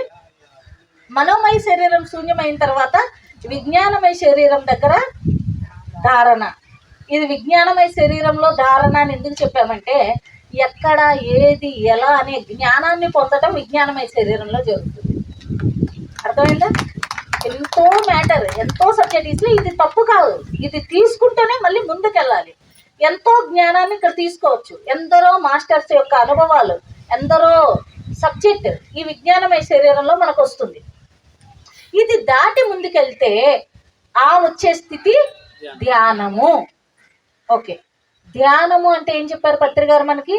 ది ప్లస్ ధ్యానము. ది అంటే ఆత్మ, ది అంటే ఆత్మ, ఆత్మ యొక్క యానము. యానం అంటే ట్రావెల్. ఇప్పుడు ఏంటిది? ఆత్మ ట్రావెల్ అంటే యాస్ట్రల్ ట్రావెల్. అర్థమైందా? ధ్యాన స్థితి అంటే ఏంటి? ఇక్కడ ఈ అన్నిటిని వదులుకుని ఈ తెలుసుకున్న జ్ఞానము, ఇక్కడ మాస్టర్స్ అన్ని రకాల అనుభవాలు పొందారు కదా, ఈ పొందిన దాన్ని యాస్ట్రల్ ట్రావెల్ చేస్తారు ఇక్కడ, అది ధ్యానము.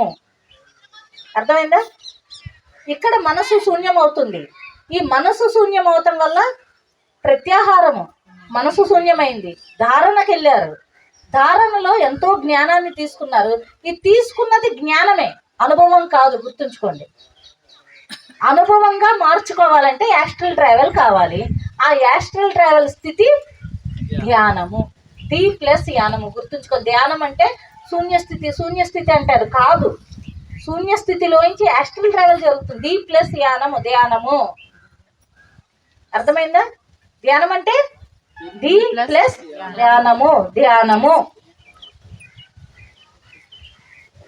నోటిలోని మౌనము, మనసులోని శూన్యము, దాని పేరు ధ్యానము. ఎప్పుడైతే ఈ మౌనము అంటే ఇంద్రియ నిగ్రహణ వచ్చేసిందో, మనసులో శూన్యత్వం పొందామో, శూన్యమైతే ఏమవుతుంది? మనసులో శక్తి ఆవాహనం అవుతుంది. ఎప్పుడైతే ఈ రెండు జరిగాయో అప్పుడు ఆటోమేటిక్గా ఏమవుతుంది? యాస్ట్రల్ ట్రావెల్ జరగబడుతుంది, ధ్యానం అవుతుంది. అర్థమైందా? ఎప్పుడైతే ధ్యానం అయ్యిందో, యాస్ట్రల్ ట్రావెల్ చేస్తున్నామో, పత్రికారు అంటారు మనం నిద్రపోయినప్పుడు కూడా మనకి యాస్ట్రల్ ట్రావెల్ జరుగుతుంది. మనం పుస్తకాల్లో చదివే సగం అయితే మన యాస్ట్రల్ ట్రావెల్తో నేర్చుకునేది చాలా సబ్జెక్ట్ ఉంటుంది. ఎన్నో లోకాల నుంచి, ఎందరో మాస్టర్స్ నుంచి మనం ఎంతో జ్ఞానాన్ని పొందుతున్నాం. తెలుసో తెలియక కూడా జరుగుతుంది. ఇది కొందరికి తెలుస్తుంది, కొందరికి తెలియదు. తెలియలేదు అని చెప్పి జరగట్లేదు అంటే కాదు, అది జరిగే తీరుతుంది. అర్థమైందా? సో ఈ జ్ఞానము, ఈ తెలిసి తెలియని జ్ఞానం వల్ల మనకి ఏర్పడే స్థితి ఏంటి? సమాధి స్థితి. 6th ఫేజ్లోకి ఎంటర్ అయ్యాం. ఓకే, అన్ని సమాధానాలు దొరుకుతాయి, అంతా కూడా అర్థమవుతూ ఉంటుంది, అన్ని విషయాల్లో క్లారిటీ ఉంటుంది. ఇది ఇక్కడ మనం ఇండివిజువల్ అయ్యాం, ఇక్కడ మనం శరీరంగానే ఉన్నాం. ఈ మనసు మనకి ఎప్పుడైతే సహకరించిందో అప్పుడు మనం అహం బ్రహ్మాస్మి అని తెలుసుకున్నాం. అవునా? అహం బ్రహ్మాస్మి అంటే నేను ఒక బ్రహ్మ పదార్థాన్ని. నీకు ధ్యానంలో ఏమర్థమవుతుంది? నేను ఒక బ్రహ్మ పదార్థాన్ని అని అర్థమవుతుంది. ఓకే, ఎప్పుడైతే నేను ఒక బ్రహ్మ పదార్థాన్ని అని అర్థమైందో అప్పుడు ఇంకా సమాధి స్థితి వచ్చే దాంట్లో అక్కడ మనకు అన్ని రకాల సమస్త సృష్టి యొక్క రహస్యం తెలిసినప్పుడు అక్కడ మనకి సర్వదం కలివిదం బ్రహ్మ. అది 6th బాడీ. ఇందాక మనం 5 బాడీస్ గురించి మనం అనుకున్నాం. 6th బాడీలో ఏంటి? సమాధి స్థితి. అర్థమైందా? అంటే విశ్వమయ స్థితి. విశ్వమయ స్థితిలోకి ఎంటర్ అయ్యాం. అందుకనే అక్కడ మనకి సర్వం కలిగిన బ్రహ్మ అర్థమవుతుంది. అది అర్థమైన తర్వాత చివరి స్థితి నిర్వాణమయ శరీరము. విశ్వమయ శరీరంలో అంతా ఒకటే, నిర్వాణమయ శరీరంలో ఐఆమ్ దట్ అంటే నేనే ఆ మూల చైతన్యాన్ని. దట్ అంటే ఏంటారు కదా, ఐఆమ్ దట్. దట్ అంటే ఏంటి? అది. అది అని ఎందుకు అన్నారు? దానికి రూపం లేదు, దానికి ఏమీ లేదు, దానికి చెప్పడానికి ఏమీ లేదు కాబట్టి అది అన్నారు. నేనే అది అనే స్థితి ఆ 7వ స్థితి. ఆ 7వ స్థితికి రావాలంటే 5 స్థితుల మీద మనం పనిచేయాలి. పతంజలి గారు ఒక మాట చెప్పారు, మనము యోగులము. ఈ యోగత్వం పొందాలి అంటే మనసు కావాలి. మనసు కావాలి, ఎందుకంటే మనసే బ్రహ్మ పదార్థం వైపుకి తీసుకెళ్ళగలదు మనని. మనసు లేదు, అసలు మనసే లేదు. మనసు ఎవరికి ఉండదు చెప్పండి? జంతువులకు ఉండదు. మనసు లేకపోతే జంతువు, మనసు ఉంటే మనిషి. మనసుని ట్రైన్ చేస్తే మహాత్ముడు. ఓకే, ఆ మనస్సుని ట్రైనింగ్, ఆ ట్రైనింగ్ పేరు యోగా. యోగ చిత్త వృత్తి నిరోధ. అంటే ఈ యోగము వల్ల ఈ చిత్తము యొక్క వృత్తి ఏదైతే బయటకు చూస్తుందో ఇంద్రియాలతో అది నిరోధింపబడి శక్తి వలయము ఏర్పరచుకుని అది అంతర్ముఖమై ధ్యానంగా మారి బ్రహ్మ చైతన్య స్థితికి మనం చేరుకుంటాం. అది చేర్చింది ఎవరు? మనసే. అది మనసే చేస్తుంది. కాబట్టి మనకు పతంజలి గారు ఇచ్చిన రహస్యం ఏంటంటే మనస్సుని అంతర్ముఖం చేస్తే నువ్వే బ్రహ్మవి, మనస్సుని బహిర్ముఖం చేస్తే నువ్వు మనిషివి. అంటే ఇది 2 కావాలి. ఇది పతంజలి గారు మనకి చెప్పారు. అయితే ఇది ఇంకో రకంగా మళ్ళీ చూద్దాం. ఈ 5 చూద్దాం. శరీరానికి ఎలా అయితే ఆసనం కావాలో ప్రాణమై దీనికి చక్కగా పనులు చేయాలి. ప్రతి ఒక్కళ్ళు పని చేయాలి. ఈ శరీరము వర్క్ చేస్తాకే పుట్టింది, పని చేయాలి. మనం ఆఖరి శ్వాస వరకు మనిషి తన పని తను కనీసం చేసుకున్నా మంచిదే. నాకు ఇది ఇవ్వు అని వేరే వాళ్ళని అడగకుండా అదేదో మనమే తీసుకుంటే అయిపోయింది. అంటే నా పని నేను చేసుకునేటట్టుంటే చాలు శరీరం. ఓకే, ఈ శరీరానికి వర్క్ అనుకున్నాం, ఎక్సర్సైజ్ అనుకున్నాం, మంచి నిద్ర అనుకున్నాం, పక్కన పెట్టండి. ప్రాణమయ శరీరానికి ప్రాణాయామం అనుకున్నాం, అది పక్కన పెట్టండి. మనోమయ శరీరానికి చెప్పండి సార్, ప్రత్యాహారం. ఓకే, ధారణ, ధ్యానం. ఇది మనకి పత్రికారు చాలా సింపుల్గా ధ్యానము, స్వాధ్యాయము, సత్సంగము, సేవ అనే 4 మాటలు ఈ 5 శరీరాల యొక్క యాక్టివేషన్ చెప్పారు మనకి. ఓకే, ఎప్పుడైతే ధ్యానము, స్వాధ్యాయము, సత్సంగము, సేవ అని పెట్టుకున్నామో ఈ శరీరాలు, ఈ 5 పాయింట్స్ కూడా మనకి దాంట్లో వచ్చేస్తాయి. యమ నియమాలు కూడా దీంట్లోకి వచ్చేస్తాయి. యమ నియమాలకి సార్ ఇచ్చిన ఒక గొప్ప రహస్యం ఏంటంటే స్వాధ్యాయము, సత్సంగము. ఎప్పుడైతే స్వాధ్యాయం చేస్తూ ఉంటామో, సత్సంగం చేస్తూ ఉంటామో, ఈ 2 యమ నియమం అనే రెండిటిని అక్కడ మనం తీసేసుకుంటున్నాం. ఈ 5 ప్లస్ సమాధి స్థితి ప్లస్ ఆ 2 యమ నియమాలు. అందుకే నేను చెప్తున్నా, క్లాస్కి అటెండ్ అవ్వండి. ఏ సీనియర్ మాస్టర్స్ వచ్చినా పోనీ అటెండ్ అవ్వలేకపోయారు, వాళ్ళు ఎక్కడ దిగుతున్నారో చూసుకుని వాళ్ళతో టైం స్పెండ్ చేయండి. అర్థమైందా? ఇది మన బాధ్యత. ఎక్కడి నుంచైనా జ్ఞానాన్ని సంపాదించటం మన బాధ్యత. ఎందుకంటే యమ నియమాలు ప్రత్యేకంగా ఫాలో అవటానికి అంత కష్టమైంది ఇంకోటి ఉండదు. యమ నియమాలు ప్రత్యేకంగా ఒక్కొక్కటి చెప్పి ఫాలో అవ్వాలంటే మన జీవితకాలం చాలుతుంది. ఓకే, ఆ యమ నియమాల్ని ఈజీగా అర్థం చేసుకుంటే ఎలా అంటే ఇదే. ఎవరో మాస్టర్ వస్తాడు, అక్కర్లేదు ఎందుకు మాట్లాడుతున్నావు అబ్బాయి అంటారు, అయిపోయింది, ఒకటి వచ్చేసింది మనకి. అలాగే ఇంకో మాస్టర్ వస్తారు, అబద్ధాలు చెప్పకూడదు అంటారు, ఇంకోటి వచ్చేసింది మనకి. అవునా?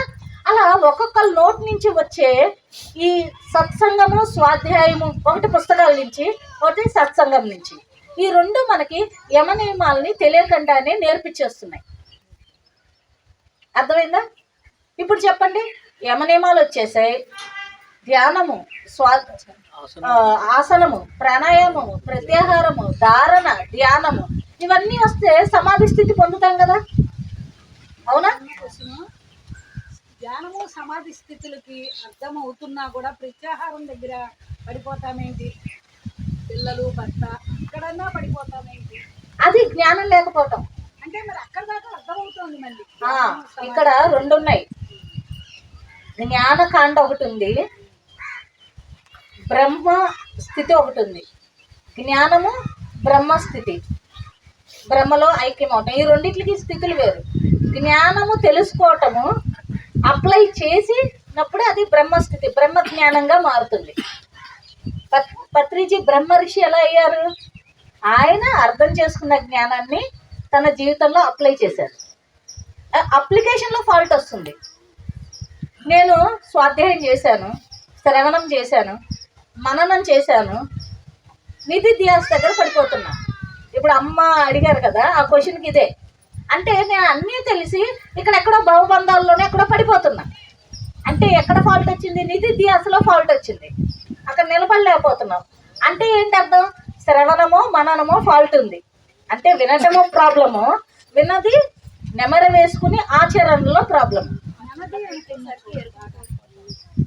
అది మనది అనుకున్న చోట ఆగిపోతున్నాం అంటేనే మనకి ఇంకా జ్ఞానం రాలేదు.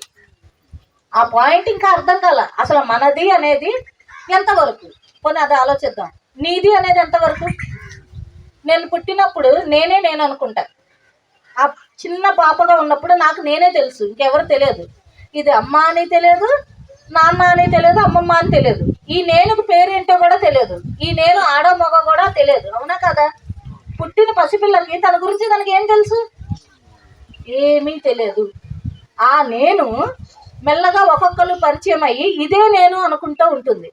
అంటే ఈ అమ్మ, నాన్న, తమ్ముడు, ఈ వీళ్ళు నేను అనుకుంటాము. ఓకే, ఈ నేను మారిపోయింది. ఇప్పటి వరకు తెలియని నేనుకి ఇదంతా కలిపి నేను నాది అనుకుంటున్నాం. ఈ నాది ఇంకా కాస్త పెరిగిన తర్వాత తన చుట్టాలు, ఫ్రెండ్స్, పెళ్ళైతే భార్య, భర్త, పిల్లలు నేను అనుకుంటుంది. ఇంకా అక్కడికి ఆగిపోయాం కాబట్టి మనకు అదే తెలుసు. ఇది నూతిలో కప్పలాగా. ఇంకా కొంచెం ఎదిగి నేనేంటో చూస్తే సమాజము, ఒక మదర్ తెరీసా పూర్వ సమాజం నాది అనుకుంది. ఆ నేను అంతవరకు విస్తరించింది. అవునా? మరి ఒక బ్రహ్మ ఋషి స్థితిలో ఇంకా కాస్త ఎదిగితే ఆ నేను అనేది ఇంకా పెరిగినప్పుడు నాది అనేది ఎంతవరకు ఉంది? మొత్తం దేశము, విశ్వవ్యాప్తం. అంటే మెల్లమెల్లగా పెరుగుతున్న కొద్దీ ఈ శరీరం లెవెల్లో నేనే, నా ప్రాణం లెవెల్లో నేను, నా ప్రాణము, నన్ను నేను బతికించుకుంటాకే ప్రయత్నం. తర్వాత మనసు ఎప్పుడైతే వస్తుందో నేను నా ఫ్యామిలీ, తర్వాత జ్ఞానము, విజ్ఞానమయం. ఇక్కడ ఈ శరీరం దగ్గరకు వచ్చి నేను నా ఫ్యామిలీతో పాటు నా బంధువులు, బంధుమిత్రులు అందరూ.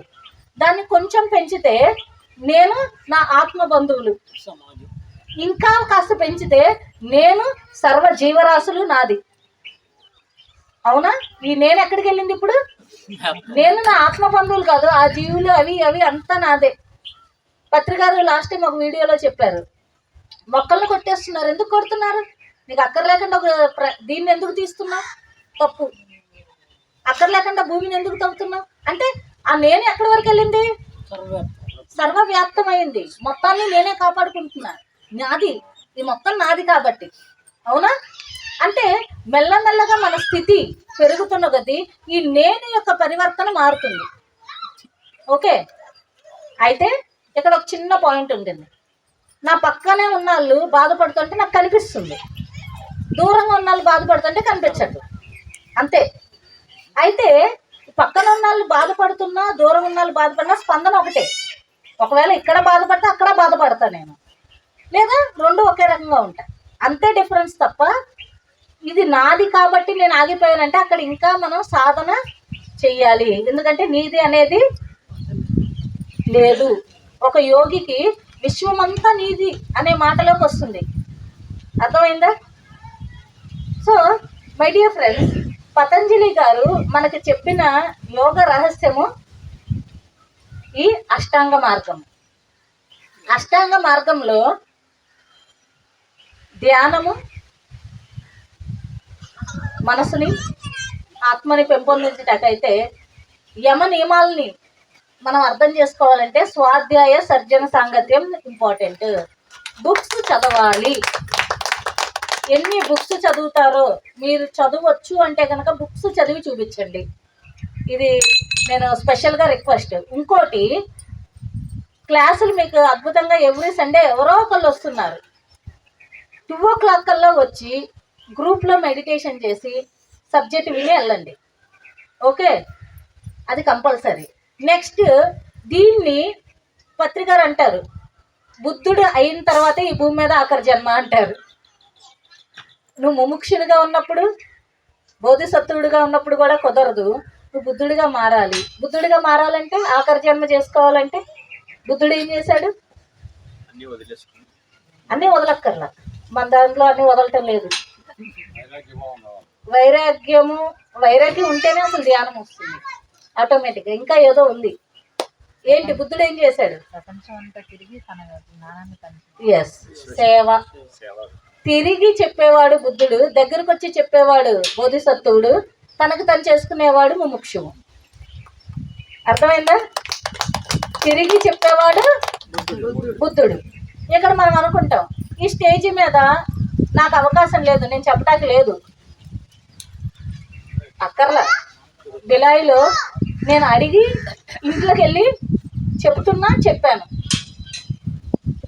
నేను బుద్ధుడిగా మారాలనుకున్నా. నేను ఎప్పుడైతే పత్రికారిది యోగ వాసిష్టం విన్నానో, అరే నేను బుద్ధుడిగా మారాలి, నా దగ్గరికి ఎవరు వస్తారో రారో నాకు అనవసరం, నేను వెళ్ళి చెప్పేస్తా, వాళ్ళు వింటారో వినరో నాకు అనవసరం. అర్థమైందా? మొత్తం బిలాయిలో నాకు తెలియని సందు లేదు. ప్రతి సందుకి వెళ్ళే దాంట్లో ఎవడో ఒకడు తగులుతాడు. వాళ్ళ ఇంటికి 4 రోజులు, కుదిరితే 40 రోజులు. పొద్దున్నే వెళ్ళిపోవటం, వాళ్ళకి ధ్యానం చెప్పటం, వచ్చేయటం. ఎందుకు? నేను బుద్ధుడిని. వాళ్ళ ముముక్షువు, నేను బుద్ధుడు. బుద్ధుడు తనకి తను ఒక దారి ఏర్పరచుకుంటాడు. ఎవరి కోసం కాదు. ఇక్కడ ఎవ్వరు పిలవరు, ఎవ్వరు చెప్పరు. అవకాశాలు మనమే సృష్టించుకుని మనమే అవకాశాల్లోకి వెళ్ళి అక్కడ చెప్పాలి. ఎందుకంటే ఆఖరి జన్మ మనకు కావాలి కాబట్టి. అర్థమైందా? సో అది సేవ. ధ్యానము, స్వాధ్యాయము, సత్సంగము, సేవ. ఈ మొత్తం యోగాన్ని పత్రికారు చిన్న విషయంగా చెప్పేశారు. దీన్ని ఫాలో అవ్వటం ఒక్కటే మన చేతిలో ఉంది. మనం ఇప్పుడు అమ్మంది మన దీని దగ్గర మనం పడిపోతాము అని. ఎందుకంటే ఎప్పుడైతే ఇది నేను ఒక శరీరము, నేను ఈ శరీరం అనుకుంటామో ఇది పరిమితం అయిపోయింది. నేను ఒక ఆత్మని అనుకుంటే విశ్వవ్యాప్తమైంది. అవునా? ఈ పిల్ల కాకపోతే ఆ పిల్ల, అది కూడా మాట అయినట్లేదా, 3వ పిల్ల, 4వ పిల్ల, ఎవరో ఒకళ్ళు. ఎవరు బాగున్నా నా పిల్లే బాగుంది అనుకున్నప్పుడు ఇది ఇక్కడ రిఫ్లెక్ట్ అవుతుంది. ఇది ఎంతో ఇదంతా ఏంటంటే ఒకటి ముట్టుకుంటే 100 మారిపోయే స్థితి. ఇది నేను స్వయంగా అబ్జర్వ్ చేశాను నా జీవితంలో. స్వయంగా నాకు ఒకసారి డాక్టర్ జీకే గారు వచ్చారు ఇంట్లో. ఆ రోజు అప్పటికి సుష్మ చిన్నది, 10th చదువుతుంది. అప్పుడు డాక్టర్ జీకే గారు బిలాయి వచ్చారు. ఎందుకో వీళ్ళిద్దరు మాట వినట్లేదండి అన్నారు. వీళ్ళిద్దరు మాట వినకపోతే దీని అర్థం నీ ఆధ్యాత్మిక పుత్రుల మీద నువ్వు దీన్ని సరిచేయట్లా, వాళ్ళని సరిచేయి వీళ్ళు సరి అవుతారు అన్నారు. అర్థమైందా? నా ఆధ్యాత్మిక పుత్రులు నేను సరిగ్గా చూసుకుంటే వీళ్ళు సరి అయిపోతారు. మనం ఎల్లవేళ్ళ ఈ ప్రాపంచిక పుత్రులు వీళ్ళ కష్టాలు వీళ్ళ బాధల్లో ఉంటాము. ఇది కూడా వదిలి అసలు ఇక్కడ పిల్లలు ఎవరి పిల్లలు? అందరూ పైనాడి పిల్లలు నాకుగా కనిపిస్తున్నారు. ఆ పిల్లలిద్దరు నా పిల్లలుగా కనిపిస్తున్నారు. నిజం చెప్పాలంటే ఎవరి పిల్లలు? సృష్టి అంతా వాడి పిల్లలే కదా, వాడు చూసుకుంటాడు కదా. అందుకని బాబు నువ్వు నీ కష్టం వాడు తీర్చాలి, నేను నీలా కష్టపడుతున్న వాళ్ళకి కళ్ళు తెరిపిస్తా. అర్థమైందా? ఆటోమేటిక్గా వీళ్ళు బాగుంటారు. నా లైఫ్లో జరిగిన ఒక వెరీ ఇంపార్టెంట్ సంఘటన, దివాళీ రోజు మాకు దీపావళి అంటే మొత్తం సెలవులే, డాక్టర్లు అందరూ సెలవులు. నార్త్ ఇండియాలో దీపావళి గట్టిగా జరుపుతారు. సుజ్ఞాను వెళ్ళిపోయి చిచ్చుబుడ్డి అది చిన్నదే బాంబు, చిచ్చుబుడ్డి లాంటిదే, కాలుస్తే అది వెంటనే పెళ్ళి 2 కళ్ళల్లో ఆ రచన మొత్తం పడిపోయింది. మొత్తం కళ్ళు ఇలా ఓపెన్ చేస్తే నల్లగా ఇలా కప్పేసి ఉన్నాయి.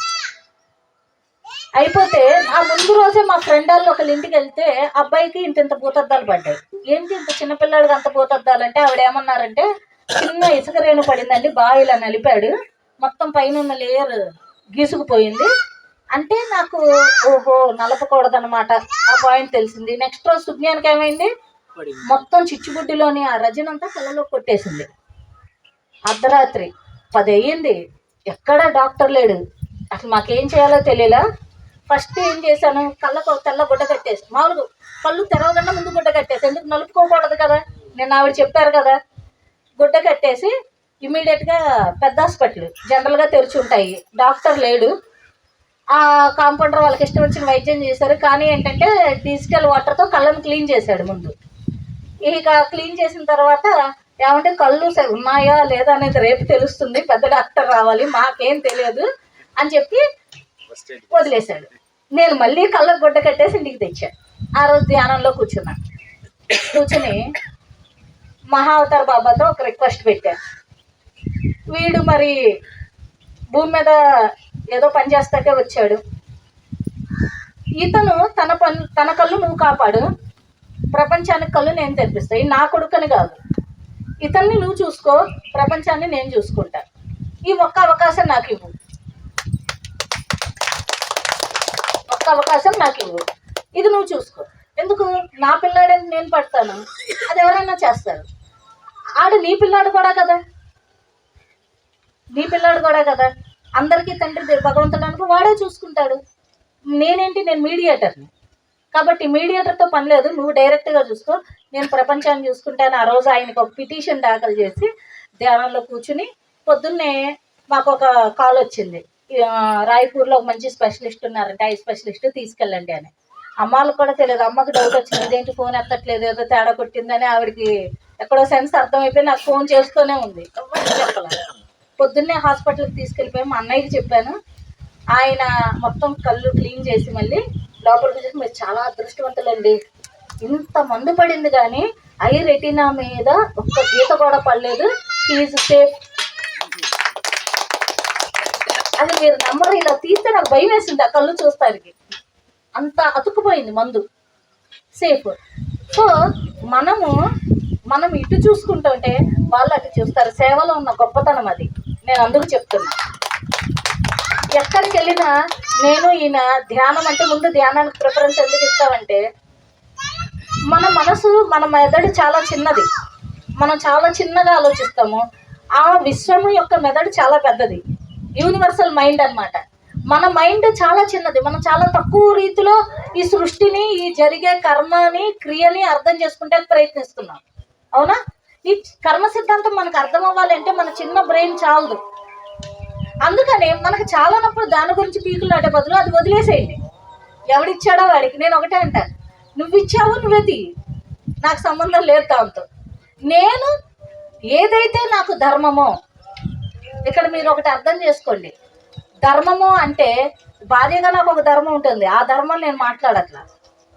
తల్లిగా ధర్మం ఉంటుంది, అది మాట్లాడట్లా. ధర్మం అంటే సత్యాన్ని కాపాడుతాకు వచ్చింది ధర్మం. సత్యం యొక్క కవచం ధర్మం. అర్థం చేసుకోండి. సత్యం ఉంది, ఒక దీపం ఉంది, దీపం చుట్టూ ఒక గ్లాస్ పెడతాం, ఆ దీపాన్ని ఈ గాలి ఇట్ల నుంచి కాపాడటానికి. అలాగే ధర్మం అనేది సత్యాన్ని కాపాడటానికి పెట్టబడింది. అర్థమైందా? ఆ ధర్మం గురించి నేను చెప్తున్నా. ధర్మో రక్షిత రక్షత అన్నది ఆ ధర్మాన్ని. ఆ ధర్మాన్ని కాపాడితే ఆ ధర్మం సత్యాన్ని కాపాడుతుంది, ఆ సత్యం నిన్ను కాపాడుతూ ఉంటుంది. అర్థమైందా? సో సత్యాన్ని కాపాడటానికి ధర్మం వచ్చింది. ధర్మాన్ని రక్షించటానికి ఏంటిది, హిందూ వ్యవస్థ వచ్చింది. ఆ వ్యవస్థను కాపాడటానికి మనం సాంప్రదాయం అనేది పెట్టుకున్నాం. ఆ సాంప్రదాయాల్ని మనం కాపాడుకుంటూ వస్తున్నాం. అక్కడ తప్పాయి, దారి తప్పాయి అనుకో. కానీ ఇవన్నిటిని, ఈ సాంప్రదాయాలు కానీ, ఈ రిలీజియస్ కానీ, ఈ ధర్మాలు కానీ దేనికోసం? సత్యాన్ని కాపాడటానికి. అలాంటి సత్యం కోసం మనం పనిచేసినప్పుడు ఈ ధర్మం నీ ఇంటిని కాపాడుతుంది. సత్య హరిశ్చంద్రుడికి కూడా కష్టాలు వచ్చాయి రాలేదా? వచ్చాయి. తప్పాడా? మరి పోయినవన్నీ తిరిగి వచ్చేసాయా? ఆ టైంలో కొంచెం సహనం ఉండాలి. నా జీవితంలో కూడా వచ్చే కష్టాలు బోళ్ళన్నీ వచ్చాయి, మహా ఊపేసాయి మా ఇంటిని. అయినా ధర్మాన్ని సత్యాన్ని పట్టుకునే ఉన్నాం. మరి ఇప్పుడు చూడండి, అంత బాగోలేదు, అంతా బాగుంటుంది. ప్రతి మనిషికి ఒక టెస్టింగ్ పీరియడ్ వస్తుంది. ఒక టెస్టింగ్ పీరియడ్లో, ఆ పీరియడ్లో మనం నిలదొక్కుంటే చాలు. అయినా సరే నేను సత్యంతో ఉంటాను,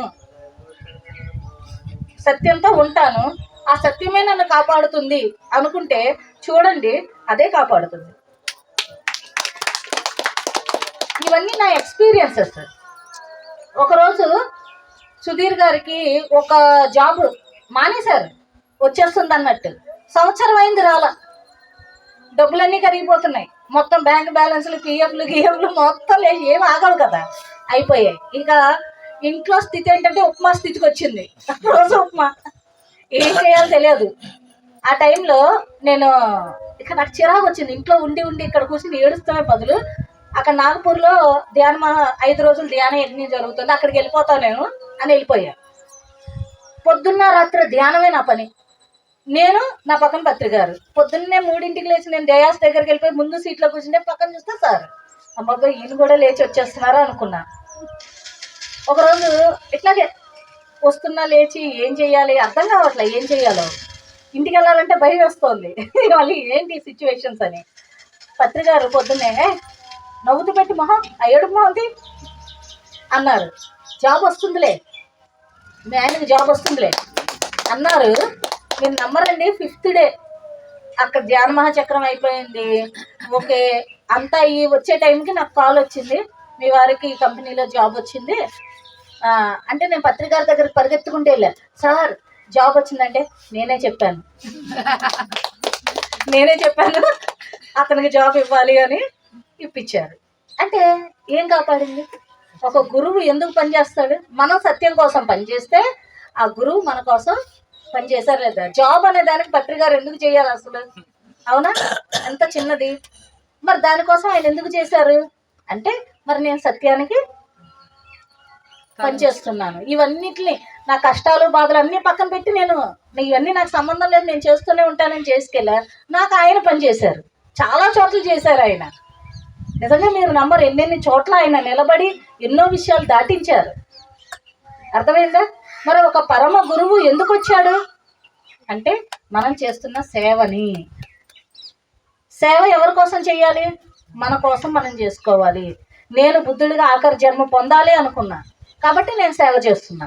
ఇప్పుడు బిలాయిలో బోల్ అంతమంది వచ్చేసారు సేవ చేస్తాకి. నాకు బిలాయిలో చోట్లేదు, వాళ్ళు చేసుకెళ్ళిపోతున్నారు. నేనేం పట్టుకున్నాను తెలుసా? నేపాల్ పట్టుకున్నాను. 6 నెలలకు ఒకసారి నేపాల్ వెళ్ళి అక్కడ ధ్యాన ప్రచారం చేస్తానని పెట్టుకున్నా. ఈ 6 నెలలు మా ఫ్రెండ్స్ విచిత్రం చూడండి, ఎప్పుడైతే ఆ సంకల్పం తీసుకున్నానో ఆటోమేటిక్గా నేపాల్ ట్రిప్కి కావాల్సిన డబ్బులు వచ్చేసాయి. అందరూ అనుకుంటారు ఎలా జరుగుతుంది అని. ఎప్పుడైతే మనము ఒక సత్యాన్ని కోసం పనిచేస్తామో ఆటోమేటిక్గా అక్కడ కావాల్సినవన్నీ అరేంజ్ అయిపోతాయి. నేను నేపాల్ ట్రిప్ అనుకున్నాను. ఒక ఫ్రెండ్ అండి, మేడం మీ టికెట్లు కాస్ట్ అంతా నేను పెట్టుకుంటాను, మీరు 6 monthsకి ఒకసారి నేపాల్ అన్నారు, మీరు చెయ్యండి, దాని ఖర్చు మాకు ఇవ్వండి, ఆ సేవ చేసే భాగ్యం ఇవ్వండి అన్నారు. అయిపోలే. కాబట్టి మనం అనుకున్నట్టు ఉండదు. నేను ఈ 20 ఏళ్ళ జీవితంలో ఎన్నో విషయాలు చూశాను, ఎంతో కష్టము చూశాను. పర్సనల్గా చూస్తే ఎన్నో కష్ట నష్టాలు చూశాను, ఫ్యామిలీ గొడవలు చూశాను. కానీ అన్నిటి నుంచి ఇంకా ఉన్నతంగా బంగారాన్ని కాలిస్తే ఇంకా వన్నె వస్తుంది అంటారు కదా, ఇవన్నిటి నుంచి ఇవాళ ఎంతో వన్నె వచ్చిన జీవితాన్ని నేను అనుభవిస్తున్నా.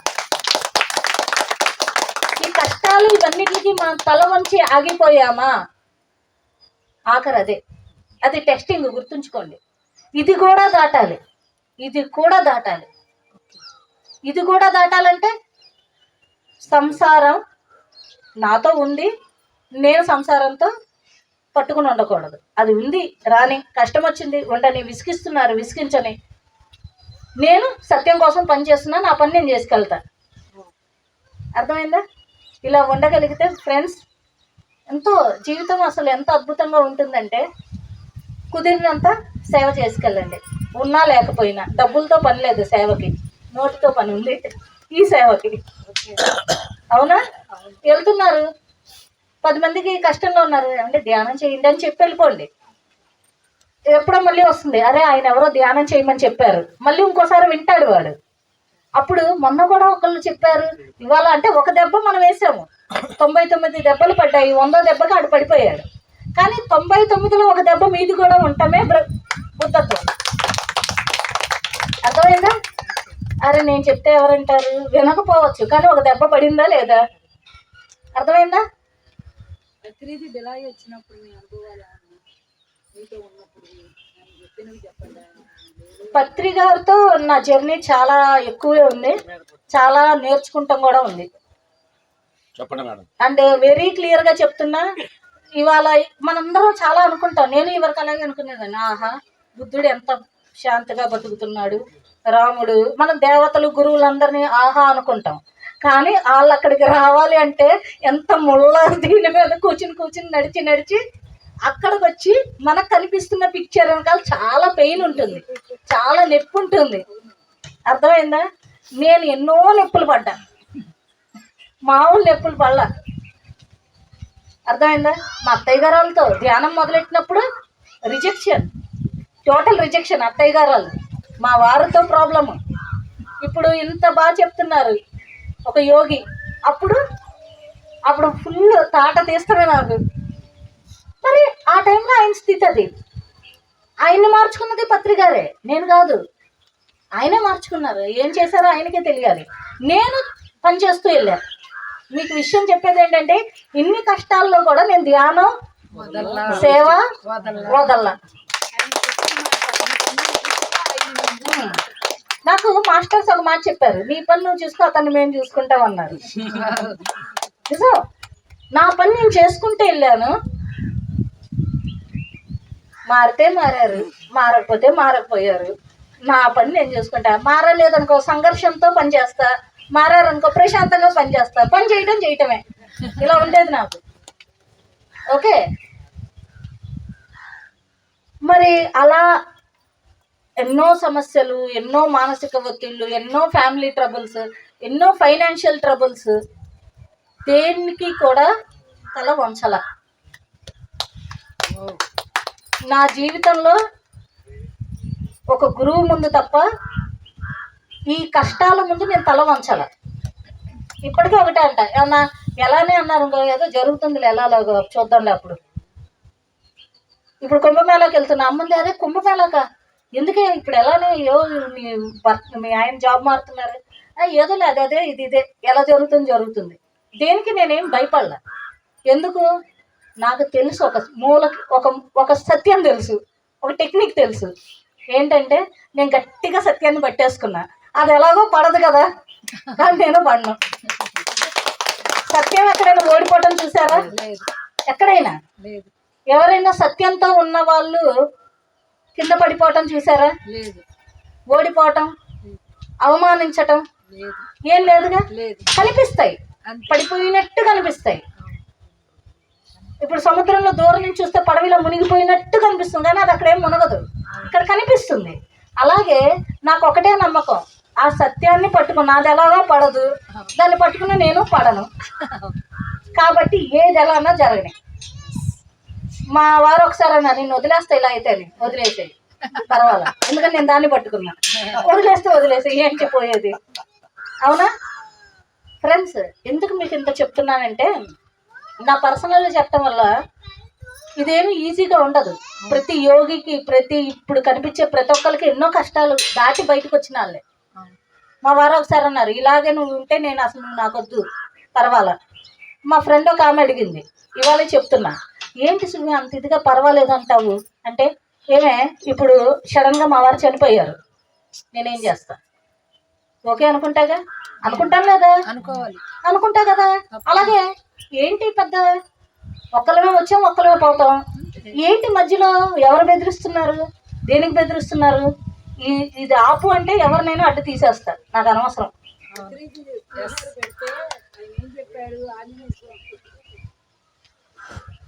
సో ఈ ధైర్యం కూడా నాకు పత్రిజనే ఇచ్చారు. నేను ఇలా చెప్పేసిన తర్వాత పత్రికారుల దగ్గరికి వెళ్ళాం. విజయవాడ, గుంటూరులో పెళ్ళికి వచ్చారు ఆయన. సార్కి తెలుసు కదా. సార్ అన్నారు, ఏమంటున్నాడు మీ ఆయన? సార్ ధ్యానం మానేయమంటున్నారండి, లేకపోతే తన్ని వదిలేయమంటున్నారు అంటే, మానేసే ధ్యానం అన్నారు. నేను ఎందుకు మానాలండి? మీరు చెప్తే ఏమన్నా వచ్చానా? నాకు నచ్చింది ధ్యానం చేస్తే, నేను బాగున్నా, ధ్యానం చేస్తే నాకు ఆనందంగా ఉంది కాబట్టి వచ్చా, మీకోసం రాలేదు కాబట్టి మీరు చెప్తే మాను. ఆయనతో అలాగే చెప్తే ఆయన ఏమన్నాడంటే, చాలా అద్భుతమైన మాట చెప్పాడు. సీత రాముణ్ణి పట్టుకోవాలి, సీత హనుమంతుణ్ణి ధ్యానం చేసింది, వాయు శ్వాస మీద ధ్యాస పెట్టి కూర్చుంది. అందుకనే సీతారాముడిగా చేసుకుంది. రాముడు మంచాడే, కానీ ఒకసారి ఉండమంటాడు, ఒకసారి పొమ్మంటాడు, ఒకసారి నువ్వు ఇది అగ్ని ప్రవేశం అంటాడు, ఒకసారి నా భార్య అంతా అంటాడు, ఎన్నన్నా అంటాడు దేవుడు. కానీ రకరకాలు. మరి అలాంటి రాముడిని సీతారాముడిగా మార్చుకుంది. ఏం చేసి? సీత ధ్యానం చేసింది. నువ్వు కూడా వాయుపుత్రుడు, శ్వాస మీద ధ్యాస పెట్టు, వాయుపుత్రుడిగా మారు. స్థిత ప్రజ్ఞతతో ఉండి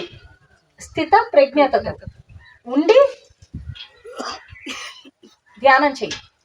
మనిషి అనేవాడు ఇవాళ కాకపోతే, పత్రికారు డైరెక్ట్ ఈ మాటలు చెప్పారు, మనిషి అనేవాడు నువ్వు ధ్యానం చేస్తూ ఉంటే, మనిషి అనేవాడు ఇవాళ కాబట్టి రేపు మారుతాడు. మనిషి అనేవాడు మారి తీరాల్సిందే. మీరు చూడండి, మన జీవితాల్లో కూడా ఒకప్పుడు ఉన్న కష్ట నష్టాలు ఇవాళ ఉన్నాయా? ఒకప్పుడు కంటే ఇప్పుడు చాలా బెటర్గా ఉన్నాం. ఇవాళ కష్టం ఇవాళ ఉండొచ్చు, కానీ అప్పటి కష్టం కంటే ఇప్పుడు బాగున్నాం. అప్పటికంటే ఇప్పుడు బాగుంటాయి. ఎప్పుడు కూడా మనది పురోగమన సిద్ధాంతం జరుగుతూ ఉంటుంది, తిరోగమనం ఎక్కడా లేదు. మనం ఎప్పుడు కింద పడి ఉంటాం. చూడండి, మా చిన్నప్పుడు కంటే ఇప్పుడు మేము చాలా బాగున్నాం, అవునా? అట్లాగే ఇప్పటికంటే రేపు బాగుంటావు. అట్లాగే పత్రికారు ఆ రోజు ఒక మాట అన్నారు, మనిషి అనేవాడు మారి తీరతాడు. కొండంత కాకపోతే గోరంత మారుతాడు. కొందరు కొండంత మారుతారు, బాగా మార్పు వచ్చేస్తుంది. కొందరికి కొంచెం కొంచెంగా మార్పు వస్తుంది, కానీ మారి తీరవలసిందే. నువ్వేం చేయాలి? నువ్వు స్థిత ప్రజ్ఞతతో, అంటే మన ప్రజ్ఞను కోల్పోకూడదు, మన స్థిరత్వాన్ని కోల్పోకూడదు, ఈ జరిగే వాటికి మనం చెల్లించిపోకూడదు. స్థిత ప్రజ్ఞతతో ఎప్పుడైతే మనం ధ్యానం చేస్తూ ఉంటామో ఆటోమేటిక్గా మనిషి వచ్చి నువ్వే కావాలంటారు. మా వారు అన్నారు, బాబో నాకు నువ్వే చాలమ్మా, నువ్వు రామ్మా, నీ ధ్యానం చేసుకో, నీ గోలు నువ్వు పడు. అర్థమైందా? ఆయన కూడా మారిపోయారు కదండి ఇప్పుడు. అద్భుతంగా అయిపోయారు. అద్భుతం. సో మనిషి అనేవాడు మారతాడు. కొంచెం సహనం, కర్మలు జన్మలు చాలా ఉంటాయి మధ్యలో, మరి అవన్నీ కరిగించుకోవాలిగా. వాసనలు అవన్నీ కరిగిపోయిన తర్వాత ఆటోమేటిక్గా బంగారం బయటకు వచ్చేస్తుంది. మరి అప్పటి వరకు మనం ఏం చేయాలి? ధ్యానం చేస్తూ సత్యాన్ని పట్టుకుని, ఎందుకంటే సత్యం ఓడిపోదు కాబట్టి ఆ సత్యాన్ని పట్టేసుకుని నిలబడి ఉంటే ఆటోమేటిక్గా అది మీరు అన్నట్టు సత్యమేవ జయతే, మనకి విజయం వచ్చి తీరుతుంది. అర్థమైందా? సో బందరు ఎంతోమంది, నిన్న ఆర్టీసీ శ్రీనివాస్ గారు మీ గురించి మేము కంగారు పడిపోయాం. మాకు ఎవరో ఫోన్ చేసి ఆర్టీసీ శ్రీనివాస్ గారి ఇంటి ఎదురుగా బోళ్ళంతమంది జనం ఉన్నారన్న. ఈ వీడియో